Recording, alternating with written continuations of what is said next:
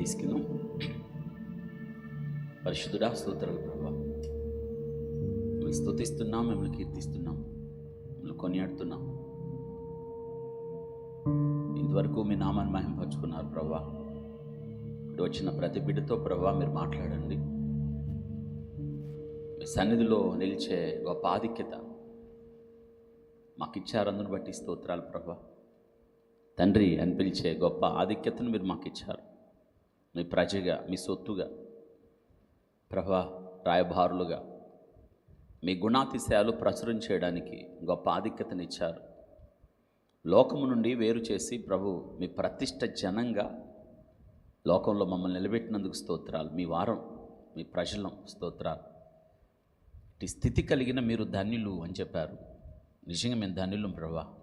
యేసుక్రీస్తు కార్చిన రక్తం ద్వారా మేము ధన్యులుగా పిలువబడ్డాం, అందును బట్టి స్తోత్రాలు. ఈ దిన పరిచర్య అంతటిని దీవించారు ప్రభా. ఈ సాయంత్రం ఆరాధనను కూడా మీరు మా కొరకు దీవించండి. ఇప్పుడు వచ్చిన ప్రతి బిడ్డతో మీరు మాట్లాడండి. రావాల్సిన బిడ్డలు మీ సన్నిధికి నడిపించండి ప్రభా. ఈ సమయాన్ని మాకు దీవెనిగా, మీకు మహిమగా మీరు ఆడుకొని మీరు మహిమ పొందమని యేసు నామంలో అడిగి వేడుకుంటున్నాము తండ్రి. ఆమేన్. ఆమేన్. క్రీస్తునందు ప్రియ దేవుని బిడ్డలందరికీ యేసుక్రీస్తు వారి శ్రేష్టమైన నామంలో అందరికీ వందనాలు తెలియజేస్తున్నాను. ఈ సాయంత్రం వేళ ఒక సంఘటన లేఖనాల ఆధారంగా మీ ముందు ఉంచడానికి నేను ఇష్టపడుతున్నాను. వాక్యం చదువుతున్నప్పుడు ఎన్నో విషయాలు దేవుడు మనకి తెలియచేస్తాడు అని మనం తెలుసుకోవాలి. అందుకే వాక్యాన్ని ఎక్కువగా చదవాలి. రెండోది, దేవుని సన్నిధికి రావడం మానుకోకూడదు. ఇంకా డిస్టర్బెన్స్ వస్తుంది. దేవుని వాక్యాన్ని చదవడం మానుకోకూడదు. మనం ఎక్కువగా చదవాలి, ఇంకా ఎక్కువ చదవాలి, ఇంకెక్కువ చదవాలి. ఇదే చెప్పాల్సిందే. రెండోది, దేవుని సన్నిధికి వచ్చుట మానుకోకూడదు. కానీ ఈ రెండు విషయాల్లో క్రైస్తవులు విఫలమైపోతున్నారు. ఒకటి, మనం వాక్యం ఎక్కువ చదవం, అంత ఓపిక లేదు. దాని అర్థం ఏంటంటే, మనం చెప్పే ఒక సాకు, ఎక్స్క్యూజ్ ఏంటంటే, టైం లేదండి మాకు అంటాం. నో. ఎందుకు చర్చికి రావటం లేదు అంటే పని ఉండిపోయింది అంటాం. కాదు, ఈ రెండు మీరు సాకులుగా చూపకూడదు. వింటున్నారా? కొందరు మానుకొనుచున్నట్లుగా సమాజంగా మీకు ఒక విషయం తెలుసా? మనం ఏమనుకుంటున్నామంటే ఆదివారం వెళ్ళి వచ్చేద్దాం అనుకుంటాం. దాన్ని ఏమంటారంటే ఆదివారం క్రైస్తవులు అంటారు దాన్ని. యూనో, ఆదివారం క్రైస్తవులు ఉండకూడదు. మనం ఎవరైనాను నన్ను వెంబడింపగోరిన ఎడల తను తాను సిలువెత్తుకొని, చెప్పండి దాని తర్వాత ఏంటి? అనుదినం, ఎవ్రీడే క్రిస్టియన్. మనం ప్రాక్టికల్ లైఫ్ కదా క్రైస్తవత్వం అనేది. ఈరోజు క్రైస్తవత్వం ఎంత పాడైపోయిందో తెలుసా? ఎంత పాడైపోయిందంటే, మీకు క్రైస్తవులకి ఇంకా ఏదో కావాలి. ఆ దృశ్యాలు, ఆ సాక్ష్యాలు వింటుంటే మనకు చాలా దుఃఖం అయిపోతూ ఉంటుంది. ఎందుకంటే ఇక్కడ నిలబడిన వ్యక్తి వాక్యం చెప్పకుండా, ఇక్కడ నిలబడిన వ్యక్తి క్రీస్తును ప్రకటించకుండా, ఇక్కడ నిలబడిన వ్యక్తి వాక్యం ఏం చెప్తుందో అది చెప్పకుండా, మీ బలహీనతను ఆసరాగా చేసుకొని రకరకాల రోగాలు తగ్గిస్తాడే. క్రైస్తవత్వానికి పట్టిన పీడ అది. మీకు అన్నీ ఇచ్చేస్తాడు ఆయన. రోగాలు తీసేస్తాడు, ఇల్లు కట్టిస్తాడు, మీ బిడ్డలకి వీసాలు వస్తాయి, మీకు అప్పులు పోతాయి, మీరు గొప్ప వ్యక్తులు మారుతారు, అన్నీ చెప్తారు. ఎమోషనల్ బ్లాక్మెయిలింగ్ చాలా తీవ్రంగా ఈ సాయంత్రం నేను ఎందుకు చెప్తున్నానంటే, మీరు మోసపోవద్దు.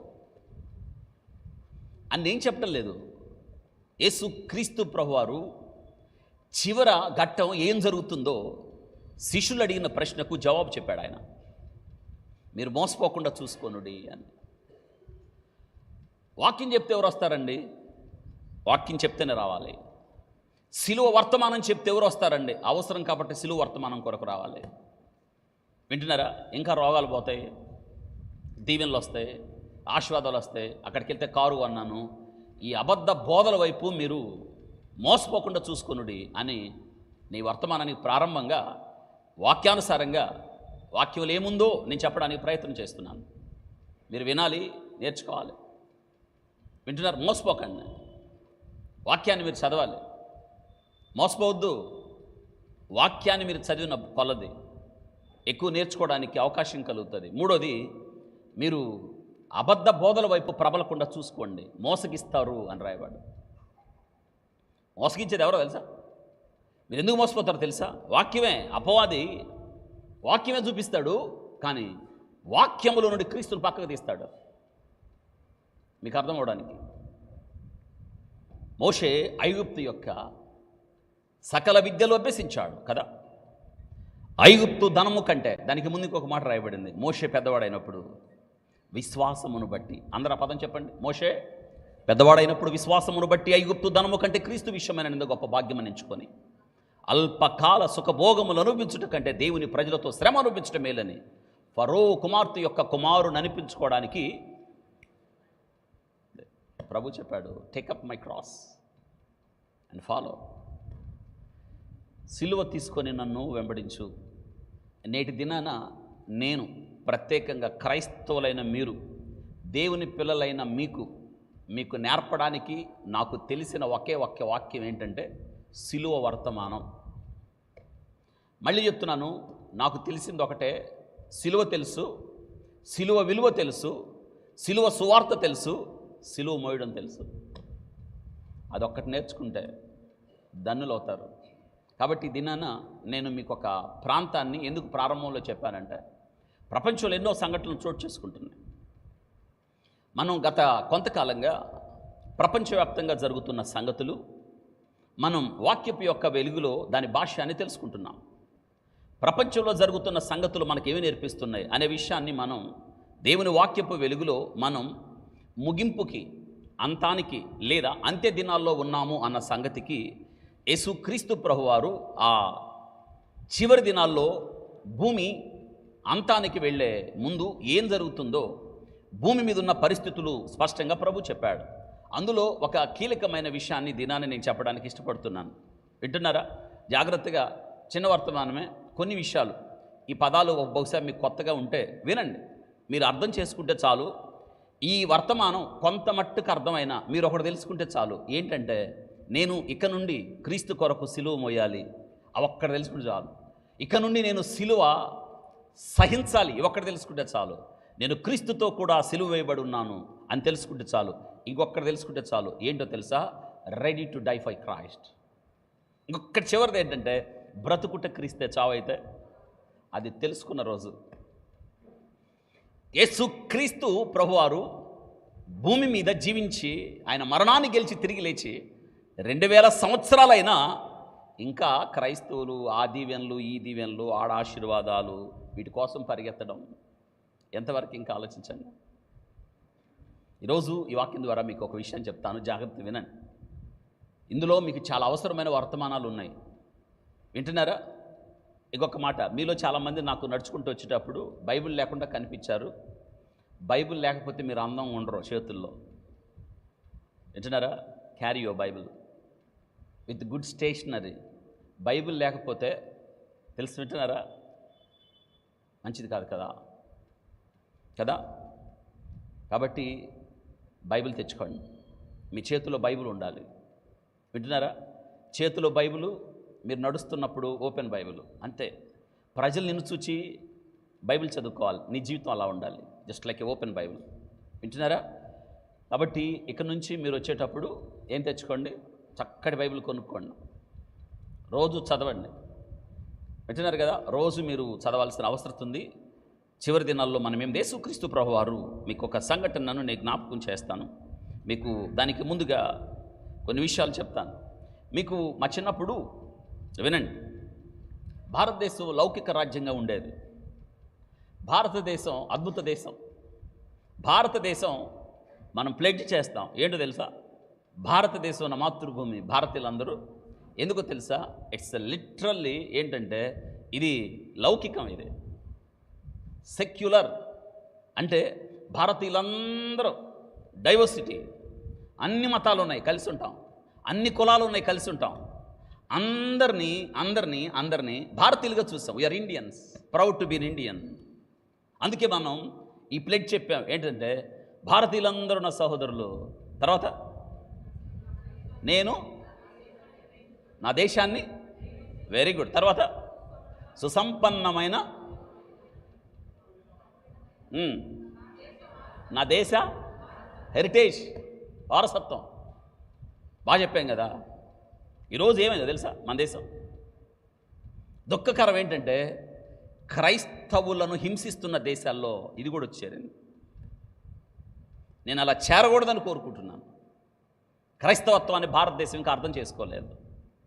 ఏ భారతదేశం క్రైస్తవత్వం ద్వారా మేలు పొందిందో, ఏ భారతదేశం క్రైస్తవత్వం ద్వారా షేప్ చేయబడిందో, ఏ భారతదేశం క్రైస్తవత్వం ద్వారా ఔన్నత్యాన్ని, గొప్పతనం నేర్చుకుందో, మరిచిన దేశంగా ఈ దినాన క్రైస్తవులను శత్రువులుగా చూడడం అనేది బాధాకరమైన విషయం.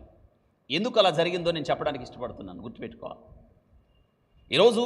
ఎందుకంటే ఇది అంత్యకాల సంభవాలు, అంత్యకాల సూచనలుగా మనం తెలుసుకోవాలి. అందుకే ఈ దేశంలో ఉంటుండగా మనం ఏం చేయాలి తెలుసా? మరింత ఎక్కువ ప్రార్థన చేయాలి మన దేశం కోసం. ప్రభా, భారతీయుడిగా ఈ దేశం యొక్క బాధ్యత నా మీద ఉంది. నా దేశాన్ని ప్రేమిస్తున్నవాడిగా, అయ్యా నీ రక్షణ నా దేశ ప్రజలకు అందించబడాలి. నా దేశ ప్రజల యొక్క మనోనేత్రాలు తెరవబడాలి. నా దేశ ప్రజలు నిజ రక్షకుడు ఎవరో ఆయన వైపు తిరగగలగాలి. అందుకే నా దేశం యొక్క భారాన్ని భరించడానికి నేను ఇష్టపడుతున్నాను. నా దేశానికి మీకు మధ్యవర్తిగా నేను నిలబడడానికి ఇష్టపడుతున్నాను. మధ్యవర్తిగా నేను నా దేశం యొక్క భారాన్ని నేను భరిస్తానని చెప్పగలగాలి. వింటున్నారా? కాబట్టి ఇక్కడ మనం ఈ సాయంత్రం వేళ మనం తెలుసుకోవాల్సిన ప్రాముఖ్యమైన పాఠం స్క్రీన్ మీద మీకు కనిపిస్తుంది. టైటిల్ ఒకసారి చూడండి. ఇది బహుశా కొంతకాలంగా చూచి చూడనట్టు, విని విన్నట్టు ఏ వార్తాపత్రికల, ప్రపంచ మీడియాలు ఎవరు కూడా అంతా దీన్ని ఫోకస్ చేయలేరు. మనం ప్రతిసారి ఉదయం లేచిన దగ్గర నుండి ఇజ్రాయెల్ దేశం బాంబులు వేసింది గాజా మీద, అంతమంది చనిపోయారు. గాజా మీద బాంబులు వేసింది, హాస్పిటల్ కూలిపోయారు. గాజా స్ట్రిప్ మీద ఇస్రాయేలీలు, ఐడిఎఫ్ వాళ్ళు దాడి చేశారు, అది నాశనం అయింది అని ప్రతిసారి లేచిన దగ్గర నుండి మనం ఇస్రాయేలుడు గాజా యుద్ధాల గురించి మనం తెలుసుకుంటున్నాం. కానీ ఒక దేశం గురించి నేను చెప్పడానికి ఇష్టపడుతున్నాను. ఈ దేశమే నైజీరియా. గత 5 సంవత్సరాలుగా, ప్రత్యేకంగా గత సంవత్సరంగా ఈ నైజీరియాలో ఏం జరిగిందో మనం తెలుసుకోవాలి. కానీ ఏ ప్రపంచ మీడియా ఈ దేశం గురించి మాట్లాడలేదు. ఎవరు మాట్లాడలేదు. మీరు ఆశ్చర్యపోతారు. గత సంవత్సరం ఇప్పటి వరకు లెక్క పెడితే అక్షరాల 1,00,000 మంది పైన క్రైస్తవులను చంపేశారు. మెస్సకేర్ తెలుసా? జినోసైడ్. ఎంతమంది క్రైస్తవులు చంపేశారు తెలుసా? ఎందుకు తెలుసా? వాళ్ళు క్రైస్తవులైనందుకు, వాళ్ళు క్రీస్తునందు విశ్వాసం ఉంచిన వారిని, వారు తమ విశ్వాసాన్ని బాహాటంగా ప్రకటించినందుకు, మేము క్రైస్తవులమని చెప్పుకోవడానికి వారు వెనక్కి తిరగలేదు వాళ్ళు. అందుకే వాళ్ళని ఏం చేశారు తెలుసా? దారుణంగా ఈ ప్రపంచంలో చంపివేయబడ్డారు. తెలుసా? సగటున ఈరోజు ఈ వర్తమానం మీరు వినే సమయానికి ఆ చుట్టుపక్కల ఉన్న దేశాల్లో క్రైస్తవత్వం బహుగా హింసించబడుతుంది. అదే సమయంలో రోజుకి 36 మందిని, ఒక రోజుకి ఆ ప్రాంతంలో 36 మందిని తెలుసా చంపేస్తున్నారు. అక్కడ సమాధి కార్యక్రమాలు ఎలా జరుగుతుందో తెలుసా? ఒకళ్ళకిద్దరికి, ముగ్గురికి కాదు, ఒకే గుంట తవ్వి 20 మందిని, 30 మందిని, 40 మందిని, 50 మందిని, మొన్నటి దినానైతే 4 రోజుల క్రితం 280 మందిని ఒకే గ్రామంలో అందరం తెచ్చేసి పసిపిల్లలు పాలిచ్చే వాళ్ళని కూడా కాల్చిపడేశారు. ఎందుకు జరుగుతుంది ఇలాగా? ఏ ప్రపంచ మీడియా మాట్లాడలేదు. వింటున్నారా? నాకు నోబెల్ బహుమతి రాలేదని బాధపడుతున్న ట్రంప్ గారు కూడా మాట్లాడలేదు. వింటున్నారా? ఈరోజు ఈ దేశం గురించి మనం మాట్లాడదాం. ఎక్కడో ఆఫ్రికాలో మీకు తెలుసు కదా 5 ఖండాలు ఉంటాయి. 5 ఖండాలు 6 ఖండాల 7 ఖండాల? మరి నేను 5 అంటే చూస్తున్నారండి. 7 ఖండాలు ఉంటాయి కదా. 1 ఆసియా, ఐరోపా, ఆఫ్రికా, ఆస్ట్రేలియా, ఉత్తర అమెరికా. జాగ్రత్త వినండి, ఈ ఖండాలు గుర్తుంది కదా. ఒకనప్పుడు ఆఫ్రికాని ఏ ఖండం అన్నాం? వెరీ గుడ్, చీకటి ఖండం అన్నాం. ఆఫ్రికాని చీకటి ఖండం అన్నాం. మీకు ఆఫ్రికా దేశస్తులు ఎవరైనా తెలుసా బైబిల్ గ్రంథంలో? ఇథియోపియా నపుంసకుడు, ఆర్థిక మంత్రి, కెందేకే రాణి ఆస్థానంలో ఎన్నో అధ్యాయంలో ఉన్నాడు? అపోస్తుల కార్యాలు 8, 9. సహవాస దోషాలు ముందున్న వాళ్ళు జాగ్రత్తగా ఉండాలి. మీ సహవాసం నాకు పడితే ప్రమాదం. 8వ అధ్యాయంలో ఎవరున్నారు? నపుంసకుడు ఉన్నాడు. Very good. 9వ అధ్యాయంలో పౌలు గారు ఉన్నాడు. 10వ అధ్యాయంలో కొర్నేలు ఉన్నాడు. హాము, షేము, యాపేతు, ఆ ముగ్గురు నుంచి వచ్చిన వాళ్ళు ముగ్గురు సాదృశ్యం ఆ అధ్యాయాల్లో. 8, 9, 10 అధ్యాయాలు. ఈ ప్రపంచం అందరి రక్షణ అభీష్టమై ఉంది. అందుకే 8, 9, 10 ఆ ముగ్గురు 3 ఆ నోవహు జలప్రళయం తర్వాత 3 కుమారులు ఉన్నారు కదా. హాము, షేము, యాపేతు, ఆ ముగ్గురు సంతానం అనమాట. వాళ్ళు ముగ్గురు వింటున్నారా? ఇంకెవరు తెలుసు నాలుగోళ్ళు మీకు? మనందరం అదే కదా అంటారా? ఇంకా నలుగురు శేవాదేశపు రాణి. Very good. ఇంకా వెరీ గుడ్, కురేనీయుడైన సీమోను, such great personality in Bible. సిలువను మోసాడు. బా, ఎవరు సిలువను మోయలేదు. పస్కా పండుగకు ముందొచ్చి ఆ యెరూషలేం వీధుల్లో ఆ పస్కా దినాన సిలువ మోస్తుంటే ఆయన ఏంటి ఇలా చేస్తున్నారు? One man came forward to question. ఒక నల్లటి దేహం కలిగిన ఆయన, హీ కేమ్ ఫార్వర్డ్. కింద పడిపోయిన క్రీస్తు దగ్గరికి వచ్చిన వాడు ఎవరు రాలేదు? యూదులు. ఎవరు ఆయన దగ్గరికి రాలేదు? ఆయన ద్వారా మేలు పొందిన వాడు ఎవరు రాలేదు?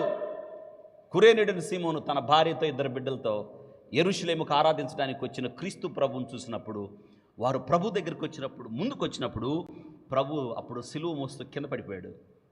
ఆ సిలువను తీసుకొని తన భుజాన,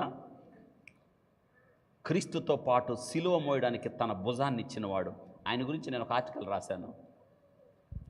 black hands with white heart. చెప్పండి అందరూ తెలుగులో. నల్లటి చేతులు, ఏ హృదయం?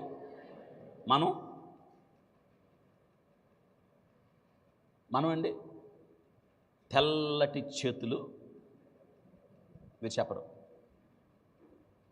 అవునండి, ఆయన యెరూషలేముకి వచ్చాడు. ఇదిగో ఈ ప్రాంతం ఆఫ్రికా ఖండంవాడు. వింటున్నారా? ఆఫ్రికా ఖండంవాడు అండి. ఎంత అద్భుతం తెలుసా? తిరిగి ఆయన తన 2 బిడ్డల్ని, 2 కొడుకులు ఆయనకి. ఎవరాళ్ళు? రూపు, అలెగ్జాండర్. దేవునికి అప్పగించేశాడు వాళ్ళు. అందుకే పౌలు గారు రోమాపత్రికకు రాస్తూ, రూపు నీ తల్లి, నీకే కాదు మాకు కూడా చెప్పాను, గుర్తుందా? ఆఫ్రికా. ఏమనుకుంటున్నారు ఆఫ్రికా అంటే? ఆఫ్రికా ఖండం, చీకటి ఖండాన్ని వెలిగించినవాడు కురేనీయుడైన సీమోను. చీకటి ఖండాన్ని వెలిగించినవాడు మీకు బాగా తెలుసు. ఇథియో దేశపు ఆస్థానం, వాడు సువార్త తీసుకొని వెళ్ళారు. వింటున్నారా?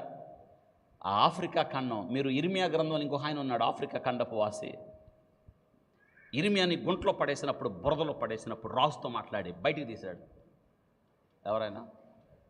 ఎవరు? నోటికి ఏదో వస్తుంది, మాట్లాడద్దు. తెన్నగా చెప్పండి. Very good. ఎబెద్మెలెకు చెప్పండి. ఎవరైనా? Ebedmelech, the great man. White heart. మనం వైట్ హార్ట్ ఉండదు, నల్లటి హృదయం. ఇంత చరిత్ర ఉంది. అందుకే నేను నల్లని దాననైనను బహు ఆఫ్రికా వాళ్ళాడు. వింటున్నారా? ఆఫ్రికా ఖండవాసులు వెలిగించిన వారు. ఈ ఆఫ్రికా ఖండం నేటి దినాన ఆఫ్రికా ఖండంలో మీకు గుర్తుందా? ఆఫ్రికాలో వెస్ట్ ఆఫ్రికా, స్క్రీన్ మీద మీకు ఆ పటం కనిపిస్తుంది చూడండి. వెస్ట్ ఆఫ్రికా, నైజీరియా అంటారు దీన్ని. మీరు నైజీరియా గురించి విన్నారు కదా? అత్యధిక జనసాంద్రత, అత్యధిక జనాభా ఉన్న ప్రాంతం ఈ యొక్క ఆఫ్రికా. దాదాపు 214 ఇది 10 సంవత్సరాల క్రితం లెక్కలు. 214 మిలియన్ జనాభా ఉన్న ప్రాంతం ఇది ఆఫ్రికా. ఇది మ్యాప్. చిన్న ప్రాంతం చూడండి, రెడ్ మార్క్ కనిపిస్తుంది, దాన్ని నైజీరియా అంటారు. దాన్ని వింటున్నారా? ఈ నైజీరియాలో మీరు గుర్తుపెట్టుకోవాలి, జనాభా ఎక్కువ. అక్కడ 2 జాగ్రత్త వినాలి, ఇందులో మీరు తెలుసుకోవాల్సిన విషయం. 2 మతాలు ప్రముఖంగా ఉన్నాయి. పై ప్రాంతంలోనేమో ముస్లిమ్స్ ఉంటారు, ఇస్లాం ఉంటుంది. కింద ప్రాంతంలోనేమో క్రైస్తవులు ఉంటారు. అక్కడ 2 భాగాలు. నేను చెప్పే లెక్కలు 10 సంవత్సరాల క్రితం లెక్కలు. పై భాగంలో ఉన్న ముస్లిమ్స్, ఇస్లాం 43% ఉంటాయి 10 సంవత్సరాల క్రితం లెక్కలు. కిందున్న ప్రాంతంలో క్రైస్తవులు 53% ఉన్నారు. మిగతా జనాభా 6% ఉన్నారు. కానీ నేటి దినాన్ని ఏమైందో తెలుసా? పై భాగంలో ఉన్న ఇస్లాం కింద భాగంలో ఉన్న క్రైస్తవులకు జొరబడి, తెలుసా, మెస్సాకేర్ 3 తీవ్రమైన ఉగ్రవాద సంస్థలు ఈ ప్రపంచానికి. ఎప్పుడైనా ఉగ్రవాదం ఎంత పెనుముప్పో తెలుసా, ఎంత నష్టమో తెలుసా? ఉగ్రవాదుల దగ్గర వాళ్ళు చేసేది ఏంటో తెలుసా? వాళ్ళు జాగ్రత్త వినాలి, వాళ్ళ గ్రంథంలో చెప్పేము అని కేకలేసి వాళ్ళు చంపేటప్పుడు పెద్దగా అరుస్తారు. వాడు దేవుడి పేరు చెప్పి. దేవుడు అలా చెప్పలేదు. ముస్లిమ్స్లో కూడా కొంతమంది తీవ్రంగా వ్యతిరేకిస్తున్నారు. అల్లా అలా చెప్పలేదు. రంజాన్ పాటిస్తూ ఉంటారు, గుర్తుందా? రంజాన్లో చాలామంది పేదవాళ్ళను దగ్గరగా చూస్తారు. రంజాన్లో పేదవాళ్ళకి సహాయం చేయాలి. వాళ్ళ కీలకమైన భాగాలు ఏంటంటే పేదవాళ్ళకి సహాయం చేయాలి, ధర్మం చేయాలి, రంజాన్ ఆచరించాలి, ఉపవాసం చేయాలి, ఒక్కసారైనా మక్కా వెళ్ళాలి. దానిలో సూత్రాలు ఉన్నాయి. కానీ ఇంకొక వర్గం ఉంది, వింటున్నారా? వాళ్ళే ఉగ్రవాదం. వాళ్ళు చేసే పని ఏంటో తెలుసా? వినండి, ముస్లిమ్స్ కాని వాళ్ళని, క్రైస్తవుల్ని, యూదులు వారే కదా, సమూలంగా నాశనం చేయాలి. లాస్ట్ వీక్ చెప్పాను నేను, వింటున్నారా? ఇది వాళ్ళ లక్ష్యం. వాళ్ళ లక్ష్యం ఏంటంటే 2035కి 2045 కల్లా ఈ ప్రపంచమంతా కూడా ఇస్లాంమయం అయిపోవాలి. ఎటు చూసినా ఇస్లాం ఉండాలి, ఎటు చూసినా వాళ్ళే పరిపాలించాలి. ఎందుకంటే ఇది దేవుడు మాకు ఇచ్చిన పని. అందుకే మేము క్రైస్తవులను ఓచుకోతకు వస్తాం, ఉండనివ్వని. తెలుసా, ఈ 2 ఉగ్రవాద సంస్థలు ఉన్నాయి. 3వది కూడా తయారైంది. ఆ ఉగ్రవాద సంస్థలు ఏంటంటే, ఒకటి నేను మీకు ఒక మాట చెప్పాలి. అందులో బోకో హరామ్ అనే ఒక సంస్థ. మీకు హమాస్ అని ఉంది కదా, అలాంటిదన్నమాట. హిజ్బుల్లా అని ఉందే, అదొకటి అనమాట. హౌతీ అని ఉంది కదా, అలాంటిది ఒక సంస్థ అనమాట. అట్లాగా ఈ యొక్క నైజీరియాలో 3 సంస్థలు ఉన్నాయి. ఒకటి ఏంటంటే బోకో హరామ్. అంటే దాని అర్థం ఏంటంటే పాశ్చాత్య దేశాలు, వెస్ట్రన్ దేశాల యొక్క సంస్కృతిని తొదముట్టించాలి, లేకుండా చేయాలి, ఇంక్లూడింగ్ లాంగ్వేజెస్తో సహా. 2వ సంస్థ ఉంది, అందులో ఏంటంటే ఇస్లాం స్టేట్ ఆఫ్ ఆఫ్రికా ప్రొవిన్స్ అన్నమాట. అంటే వాళ్ళ యొక్క ఉద్దేశం ఏంటంటే ఇస్లాం రాజ్యాన్ని మేము స్థాపించాలి అన్నది వాళ్ళ యొక్క ఉద్దేశం. ఇక 3వది ఇంకొకటి ఉంది, ఏంటంటే దానిలో ఇంకొక సంచార పశువుల జాతి, అంటే తెలుగులో సంచార పశువుల జాతి, ఫులానీ హెడ్స్మెన్ అని. అంటే ఈ 2 ప్రాంతాల్లో మీకు అర్థం అవటానికి నేను ఆ మ్యాప్ చూపిస్తాను. పై ప్రాంతంలో ఉన్న ఈ ఇస్లాం పశువుల కాపర్లో అక్కడ ఎక్కువ మందల్ని మేపుతారు. వాళ్ళు ఏం చేశారంటే కింద ప్రాంతంలో ఉన్న క్రైస్తవుల ప్రాంతాల్లోకి జొరబడిపోయి ఫులానీ గ్రూప్ అన్నమాట. 3 గ్రూపులు చెప్పాను నేను. ఒకటేమో బోకో హరామ్, 2వది Islamic State of Africa province, ఇక 3వది ఫులానీ. అంటే ఈ 3 ఏం చేస్తున్నాయి తెలుసా? నైజీరియా ప్రాంతంలో క్రైస్తవులు ఉన్న ప్రాంతానికి, దక్షిణ ప్రాంతానికి చొచ్చుకొని వచ్చి ఒకళ్ళిద్దరిని చంపడం కాదు, ఇప్పటికీ 1,00,000 మందిని చంపేశారు. ఇది జరిగిన సంగతి. ఎంతమందినండి? ఈ ప్రపంచం మాట్లాడట్లేదు వాళ్ళ గురించి. తెలుసా ఎంత భయంకరమైన పరిస్థితులు ఉన్నాయో తెలుసా? అక్కడ ఎంత భయంకరమైన పరిస్థితులు అంటే, లాస్ట్ సండే కాకుండా అంత ముందుకు సండే దగ్గర ప్రాంతాల్లో 8 చర్చెస్, 8 చర్చిలు, ఒక్కొక్క చర్చిలో 70, 80, ఒక్కొక్క చర్చిలో 100 మంది. మీరు ఆశ్చర్యపోతారు. ఒక్కడిని కూడా మిగల్చలేదు. 8 చర్చిల్లో ఉన్న దాదాపు 400 మందిని ఒకేసారి చంపేశారు, కుప్పేశారు, చంపి. వింటున్నారా? ఈ చివరి దినాల్లో ఎందుకు నైజీరియాలో ఇలా జరుగుతుంది? నైజీరియాలోనే కాదు, ప్రపంచంలో ఎందుకు ఇలా జరుగుతుంది? చాలా దేశాల్లో క్రైస్తవత్వం ఎందుకు హింసించబడుతుంది, ఇంక్లూడింగ్ మన దేశంలో కూడా. వింటున్నారా? చాలా రాష్ట్రాల్లో క్రైస్తవులను హింసించడానికి, క్రైస్తవత్వం లేకుండా చేయడానికి, క్రైస్తవత్వం మన మతం కాదు, ఇది వేరే దేశ మతం అని పుట్టుకొచ్చిన పుట్టగొడుగులు లాంటి కొన్ని భయంకరమైన ఉగ్రవాద సంస్థలు అనాలి. ఎందుకో తెలుసా? భారతీయులుగా ఈ దేశంలో పుట్టిన వారిగా, ఈ దేశము మనకు రాజ్యాంగం ఇచ్చిన హక్కులు ఉన్నాయి. ఆ హక్కుల్లో కీలకం ఏంటంటే, నాకు వాక్ స్వాతంత్రం ఉంది. నేను దేన్నైతే నమ్మానో, దేన్నైతే విశ్వసించానో ఆచరించడానికి నాకు హక్కు ఉంది, దానిని ప్రకటించడానికి నాకు హక్కు ఉంది. దీనికి వ్యతిరేకంగా నా హక్కులను హరించడం అంటే రాజ్యాంగ వ్యతిరేక శక్తిగా మారడమే కదా. వింటున్నారా? ఈరోజు కొన్ని విషయాలు చెప్తాను.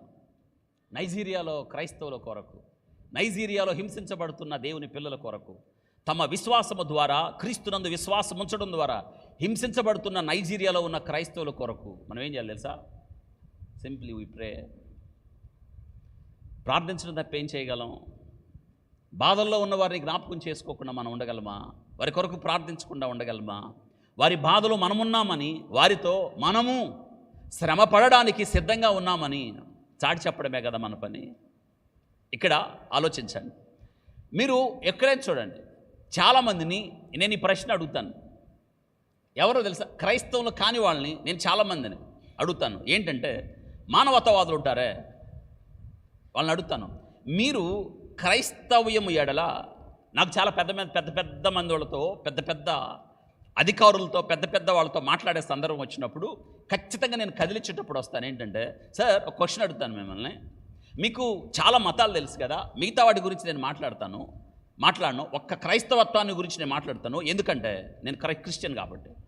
క్రైస్తవత్వం ద్వారా మేలు జరుగుతుందా, కీడు జరుగుతుందా సార్ అని అడుగుతాను. ఇప్పటివరకు నేను అడిగిన ఏ వ్యక్తులనైనా, సోకాల్డ్ ఈ తెలుగు రాష్ట్రంలో ఇప్పుడు ప్రభుత్వంలో ఉన్నతమైన స్థానంలో ఉన్నతంగా పరిపాలిస్తున్న వాళ్ళు కూడా అడిగాను నేను. ఆయన చెప్పాడు, మేలు చేయటమే కానీ కీడు చేయదు, లాభము చేకూర్చటే కానీ నష్టపరచదు, వాళ్ళు ఇవ్వడమే కానీ, లేపడమే కానీ, సహకరించడమే కానీ నష్టం చేయదు. అందులో ఉన్నవాళ్ళు చాలామంది ఏమన్నారు తెలుసా? కానీ నేటి దినాన ఈ దేశంలో క్రైస్తవత్వానికి హింసించబడడం అనేది చాలా బాధగా ఉందండి. ఆయనకు అర్థం కాంది మనకు అర్థమైంది ఏంటంటే, ఈ చివరి దినాల్లో క్రైస్తవత్వం హింసించబడుతుంది. అవును, నేను క్రైస్తవుడిని చెప్పుకోవడానికి భయపడే దినాలు వస్తున్నాయి. క్రైస్తవుడిగా నిలబడడం కష్టమైపోతుంది. నీ క్రైస్తవత్వాన్ని, నువ్వు నమ్మిన విశ్వాసాన్ని, నువ్వు నమ్మిన క్రీస్తుని, లోకరక్షకుడిని ప్రకటించడం అనేది భారభరితంగా మారిపోతుంది. అయినా ప్రభు చెప్పాడు, లోకములో మీకు శ్రమ కలుగును, అయినను నేను లోకాన్ని. అవును, ప్రభు ముందుగానే చెప్పాడు. శిష్యులు అడిగారు ప్రభుని ప్రశ్న, ప్రభా మీరు అక్కడ ఆగమనం సూచనలు చెప్పు అన్నప్పుడు చాలా విషయాలు ప్రభు చెప్పాడు. చాలా విషయాలు చెప్పిన తర్వాత ఈ విషయాన్ని కూడా జోడించాడు. అవును, ఆయన యుద్ధాల గురించి, యుద్ధ సమాచారాల గురించి చెప్పాడు. ఆయన తెగుళ్ళ గురించి చెప్పాడు, రాజ్యం మీదకి రాజ్యం అని చెప్పాడు. అబద్ధ బోధకులు, తప్పుడు బోధల గురించి చెప్పాడు. జాగ్రత్త, అనేకులు నా పేరట వస్తారు, మోసపోతారు మీరని చెప్పారు. భ్రష్టత్వం సంభవిస్తుందని చెప్పాడు. ఇన్ని విషయాలు చెప్పిన తర్వాత యేసుక్రీస్తు ప్రభువారు ఏం చెప్పాడో తెలుసా? రండి, ఆయన ఏం చెప్పాడంటే, మత్తయి సువార్త 24వ అధ్యాయం, మత్తయి సువార్త 24వ అధ్యాయం, మత్తయి సువార్త 24వ అధ్యాయంలో 9 నుంచి చదువుకుందాం. చాలా విషయాలు చెప్పాడు. జరగవలసిన సంగతులు, నేనే క్రీస్తు అని చాలామంది వస్తారని చెప్పాడు. యుద్ధాల గురించి చెప్పాడు. ఆ తర్వాత ఆ జనం మీదికి జనం, రాజ్యం మీదికి రాజ్యం అని గురించి చెప్పాడు. ఇక 8 చూడండి, అక్కడక్కడ కరువులు భూకంపాల గురించి చెప్పాడు, వేదనలకు ప్రారంభం చెప్పాడు. ఇప్పుడు 9వ కీలకమైంది, మనం నేర్చుకుంటున్న పాఠం ఇది. అప్పుడు జనులు మిమ్మును శ్రమల పాలు చేసి చంపెదరు అని చెప్పాడు. చూడండి, మీరు నా నామము నిమిత్తం సకల జనముల చేత దేశించబడుతురు. ప్రభు చెప్పిన మాట చూడండి, ఎంత వాస్తవంగా జరుగుతుందో, ఎంత స్పష్టంగా జరుగుతుందో చూడండి. అప్పుడు జనులు మిమ్మును శ్రమల పాలు చేసేదరు. ఎప్పుడు? అదిగో పైన అని చెప్పినప్పుడు. అప్పుడు దేవుని వాక్యంలో మనం ప్రతి పదాన్ని, ఒక వచనాన్ని ఇంకొక వచనాన్ని చదివేటప్పుడు ఇంకొక పదం, దాన్ని కనెక్టింగ్ వర్స్ అంటారు. అప్పుడు, ఎప్పుడు? ఆ పైన జరిగిన సంగతి. ఈరోజు, ఈరోజు ఈ ప్రపంచంలో జరిగిన మరొక సంఘటన జ్ఞాపకం చేస్తాను. మీకు గుర్తుందా? జాగ్రత్త వినండి. ఈ ప్రపంచంలో మరొక యుద్ధం ప్రారంభమైంది. నిన్నటి దినాన ఒక యుద్ధం ప్రారంభమైంది. ఏం యుద్ధం ప్రారంభమైందంటే ఆఫ్ఘనిస్తాన్కి పాకిస్తాన్కి యుద్ధం. విచిత్రమైన యుద్ధం ఇది. ఆ యుద్ధం ప్రారంభమవటానికి ముందు ఆఫ్ఘనిస్తాన్ ఒక మంత్రి, రక్షణకు సంబంధించిన మంత్రి మన దేశం వచ్చాడు. ఇప్పుడు చిన్న ఆఫ్ఘనిస్తాన్ దేని మీద యుద్ధం చేస్తుంది? రేపు ఏం జరిగిందో తెలుసా? పాకిస్తాన్ మీద తీవ్రంగా యుద్ధం జరుగుతుంది. పాకిస్తాన్ నుంచి ఒక భాగం ఏర్పడాలని వేరైపోయింది. ఆ ప్రాంతం పేరు తెలుసా? బెలూచిస్తాన్. ఇప్పుడు ఆఫ్ఘనిస్తాన్, బెలూచిస్తాన్, వీటికి మద్దతుగా భారతదేశానికి వెనక ఇస్రాయేల్ దేశం. టార్గెట్ ఏంటంటే ఈ పాకిస్తాన్ దగ్గర ఉన్న అణుబాంబుని నిర్వీర్యం చేయాలి. ఇది చేసేటప్పుడు చైనా ఊరుకోదు. ఎందుకో తెలుసా? చైనా చాలా భాగాన్ని పాకిస్తాన్లో కొనేసింది. అందుకే బెలూచిస్తాన్కి కోపం వచ్చింది. బెలూచిస్తాన్కి పాకిస్తాన్ సైనికులు ఎంత విరోధులో, చైనా సైనికులు కూడా అంత విరోధులు. ఎందుకంటే చైనా ఎంత ప్రమాదకరమైన దేశమో తెలుసు కదా మనకి. ఎప్పుడు మన దేశాన్ని నాశనం చేయాలనే, ఎప్పుడు మనకి కీడు చేయాలనే, ఎప్పుడు మనకు నష్టం చేయాలనే. అందుకే నేనేమంటానంటే, భారతీయులుగా వచ్చే తరానికి ఈ దేశాన్ని సుసంపన్నంగా, ఈ దేశాన్ని భద్రంగా మన భావితర పౌరులకు అప్పగించాల్సిన బాధ్యత క్రైస్తవులుగా మన మీద ఉంది. ప్రార్థించి మరొక యుద్ధం ప్రారంభమైంది. అంటే ప్రభు చెప్పిన మాటలు చూడండి. ఎప్పుడు యుద్ధాల గురించి మనం వింటూ ఉంటాం, యుద్ధాలు, యుద్ధ సమాచారాలు అని చెప్పాడు. ఆ పైన విషయాలు ప్రభు చెప్పిన మాటల్లో మీకు ఎన్ని కనిపిస్తున్నాయి చూడండి. అక్కడ చూడండి, ఆయన రాకడకు యేసు మోసపరచుకున్న అంత మోసమే కదా. ఇప్పుడు ఎవరు మిమ్మల్ని మోసపరచకుండా చూసుకోండి అంటే అన్ని మోసాలే. వినండి, ఎంత మోసం అంటే, ఇదివరకు మీకు పోస్టర్స్ కనిపించాయి. ఏంటంటే రక్షణ, సువార్త, రక్షణ. మనం అడగాల్సిన ప్రశ్న ఏంటో తెలుసా? Are you born again? రక్షించబడ్డావా? మనం అడగాల్సిన ప్రశ్న అది. కానీ ఆ ప్రశ్న నేటి దినాన క్రైస్తవ లోకానికి కొత్తగా ఉంది. ఇదేంటి రక్షణ? మారు మనసు పొందావా? మారు మనసా? ఇదేంటి? నువ్వు తిరిగి జన్మించావా? తిరిగి జన్మించటమా? ఇదేంటి? తెలియదు వాళ్ళకి. దుఃఖకరమైనది తెలుసా? ఇంకా యేసుక్రీస్తుని వాళ్ళు ఎలా చూస్తున్నారు తెలుసా? ఆయన దగ్గరికి వెళ్తే రోగాలు పోతాయి, ఆయన దగ్గరికి పోతే బాధలు పోతాయి, ఆయన దగ్గరికి పోతే అప్పులు పోతాయి, ఆయన దగ్గరకు పోతాయి. అంటే ఆయన్ని రోగాలు తీసే దేవుడుగా, బాధలు తీర్చే దేవుడుగా, అప్పులు తీర్చే దేవుడుగా కాదు. ఆయన పాపము తీసివేవాడు యేసుక్రీస్తు ప్రభువారు. ఇది స్వార్థ. ఏ భేదము లేదు, అందరూ పాపము చేసి దేవుడు అనుగ్రహించు మహిమను పొందలేకపోతే యేసుక్రీస్తే మార్గం. ఇది చెప్పాలి. ఒకే మార్గం, లేని మార్గాలు లేవు. స్వార్థ అది. మా చిన్నప్పుడు బుద్ధివంత నివాసులారా నా వైపు చూచి, ఇది ఉండేది. మా ఇంట్లో ఎప్పుడు మీటింగులు జరిగాయి. ఏమి వాక్యాలు చెప్పేవాళ్ళండి. ఆహాహా, ఆ రోజులు మళ్ళీ రావే. ఏమి స్వార్థ చెప్పేవాళ్ళు, ఎంత గొప్ప వాక్యాలు చెప్పాడు. ఎప్పుడు మా ఇంట్లో ఎప్పుడు మీటింగులే, ఎప్పుడు పాస్ట్ ట్రైనింగ్లే, ఎప్పుడు మా నాన్న తరఫీదు ఇచ్చి పంపిస్తూ ఉండేవాడు.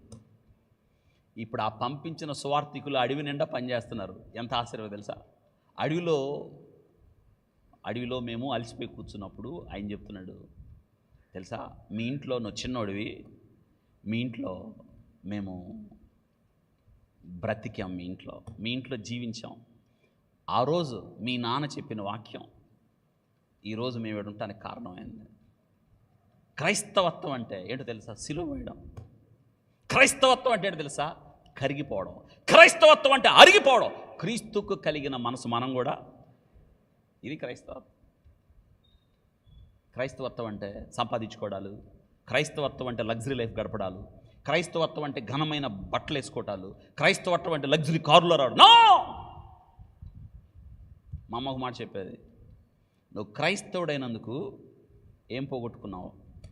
నువ్వు క్రైస్తవుడైనందుకు ఏమి నష్టపోయావు? నువ్వు క్రైస్తవుడైనందుకు ఎంత కరిగిపోయావు, ఎంత కోల్పోయావు, ఎంత నష్టపోయావు, ఎంత రూపాన్ని కోల్పోయావు. This is Christianity.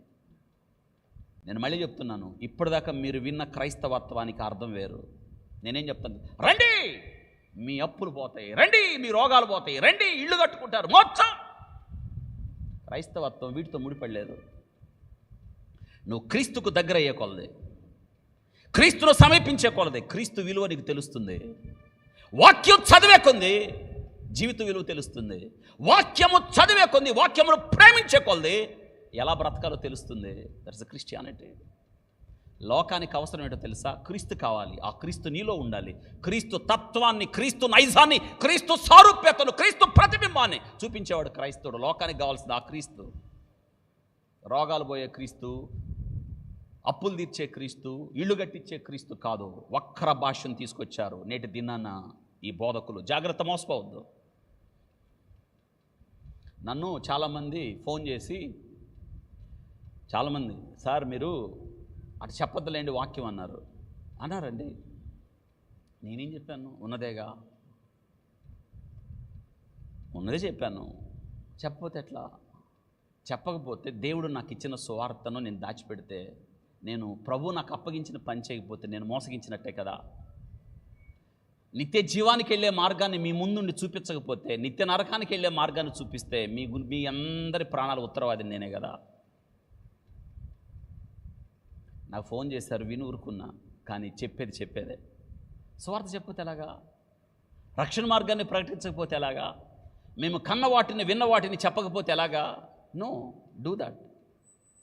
చేయాలి కదా. స్వార్థని చెప్పకపోతే ఎలా అండి?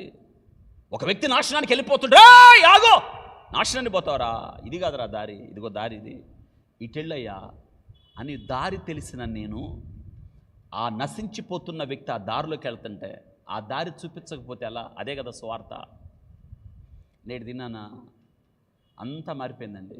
ఇదిగో మోసం. ప్రభు చెప్పాడు, మోసపోతున్నావు, బైబిల్ తీసుకెళ్లకుండా నూనె డబ్బా తీసుకుపోతున్నావు, సిలువను మోయకుండా ఎక్కడికొచ్చాం. ఎందుకో తెలుసా? Decided to follow Christ. I have decided to follow the cross before me, the world. అది మన ఏంటి తెలుసా?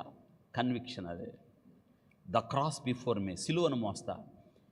దేవుని వాక్యం విన్న ప్రతి సందర్భంలో సిలువను మోయడానికి తీర్మానించుకోవాల్సిన మనం నేటి దినాన అపవాది చారులో నూనె డబ్బా తీసుకొని వెళ్ళిపోతే సిలువోడు మోయాలి, చేతుగుడ్డ తీసుకొని వెళ్ళిపోతే సిలువోడు మోయాలి. అబద్ధాలు ఇక్కడ అబద్ధాలు చెప్పి మిమ్మల్ని మోసం చేస్తే ఇంకా ఎలా అయిపోతున్నాం తెలుసా మనం? ఇదిగో ప్రభు చెప్పాడు, అనేకులు మోసగిస్తున్నారని చెప్పాడు. మోసం. రండి, అప్పులు పోతాయి, రండి, బాధలు పోతాయి, రండి, కష్టాలు పోతాయి, రండి. అబద్ధాలు మోసపోవద్దు. నేనేమంటానంటే, ఇంకా కష్టాలు ఎక్కువ అవుతాయి, ఇంకా శ్రమలు ఎక్కువ అవుతాయి, ఇంకా సిలువ మోయడం. ఎవరైనా నన్ను వెంబడింపగోరి ఎలా తను ఉపేక్షించుకొని సిలువెత్తుకున్నాడు. వాళ్ళ అనుదినం శ్రమలు ఉన్నాయి మనకి. ఈరోజు నైజీరియా ప్రజలు డిసైడెడ్ టు ఫాలో క్రైస్ట్. తెలుసా? ఒక భార్యాభర్తలను తీసుకొచ్చారు, బిడ్డ ఉన్నాడు, వెనక చర్చి ఉంది, 26 మందే ఉన్నారు ఆడ నైజీరియాలో. అదిగో హరాం ఉగ్రవాదులు తుపాకులు తీసుకొని వచ్చేసారు. వాళ్ళు ఎందుకు వాళ్ళని చంపుతున్నారో చెప్తాను, కొన్ని కారణాలు చెప్తాను. నిలబడి, ఇదిగో ఇక నుంచి 1999 సంవత్సరంలో ఆ ప్రాంతం అంతా కూడా, నేను చెప్పాను ప్రారంభంలో క్రైస్తవులు ఎక్కువ ఉండేవాళ్ళు అక్కడ. ఇప్పుడు క్రైస్తవులను చంపడం ద్వారా భయభ్రాంతులకు లోను చేసి ఇస్లాంలోకి మార్చారు. 1999 సంవత్సరంలో వాళ్ళు ఏం చేశారంటే షరియా చట్టాన్ని తీసుకొచ్చారు. షరియా చట్టం ప్రకారం చంపచ్చు. షరియా చట్టం ప్రకారం ఆ చట్టానికి లోబడి లేకపోతే చంపడానికి అధికారం ఉంది, తీర్పు తీర్చడానికి అధికారం ఉంది, రాళ్లతో కొట్టి చంపడానికి అధికారం ఉంది ఆ చట్టం ప్రకారం. షరియా చట్టాన్ని క్రైస్తవుల మీద ప్రయోగించడం ఎంతవరకు న్యాయం? పసిగుడ్డు భార్యాభర్తలు నిలబెట్టి వెనక చర్చోళ్ళు వచ్చేసారండి. ఆ ఉగ్రవాదులు వచ్చేసారు. ఉగ్రవాదుల దగ్గర కనికరం ఉండదు తెలుసా. వాళ్ళు ఏమనుకుంటారు తెలుసా? చంపి, నేను ఆ దేవుడి పేరు ప్రస్తావించట్లేదు, అరుస్తారు, ఓ దేవుడా నీ సేవ చేశావని. వీళ్ళని చంపడం సేవ అంట, రక్తం ఒలికించడం సేవ. అవును, అందులో ఉంది. ఆ రక్తముతో ఆ నేల తడవాలి. 2023 అక్టోబర్ 7 ఆ వీడియోలు ఇప్పటికీ నాకు గుర్తొచ్చినప్పుడు గుండెలో వేసిపోతాయి. ఆ యవ్వన బిడ్డలు వాళ్ళకి నేర్పించారని మతం మత్తెక్కిచ్చారు. యూదుల నోవా మ్యూజిక్ ఫెస్టివల్ జరుగుతుంది అక్కడ. చాలామంది యవ్వన బిడ్డలు ఉన్నారు. దేశంలోకి జొరబడిపోయి తెలుసా, అనేక మంది యవ్వన బిడ్డలను, పసిబిడ్డలను పట్టుకొని వాళ్ళండి ఉగ్రవాదులు. ఒకడు పట్టుకున్నాడు గొంతు, ఆడపిల్లల గొంతు, పెద్ద కత్తితో కోసేశారండి. కోస్తున్నారు, కోసి వీడియోలు తీస్తున్నారు.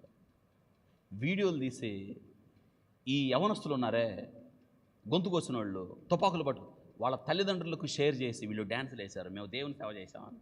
అంటే ఇస్లాములో లేని వాళ్లను చంపడం దేవుని సేవ. కానీ క్రైస్తవం అసలు చెప్పట్లా.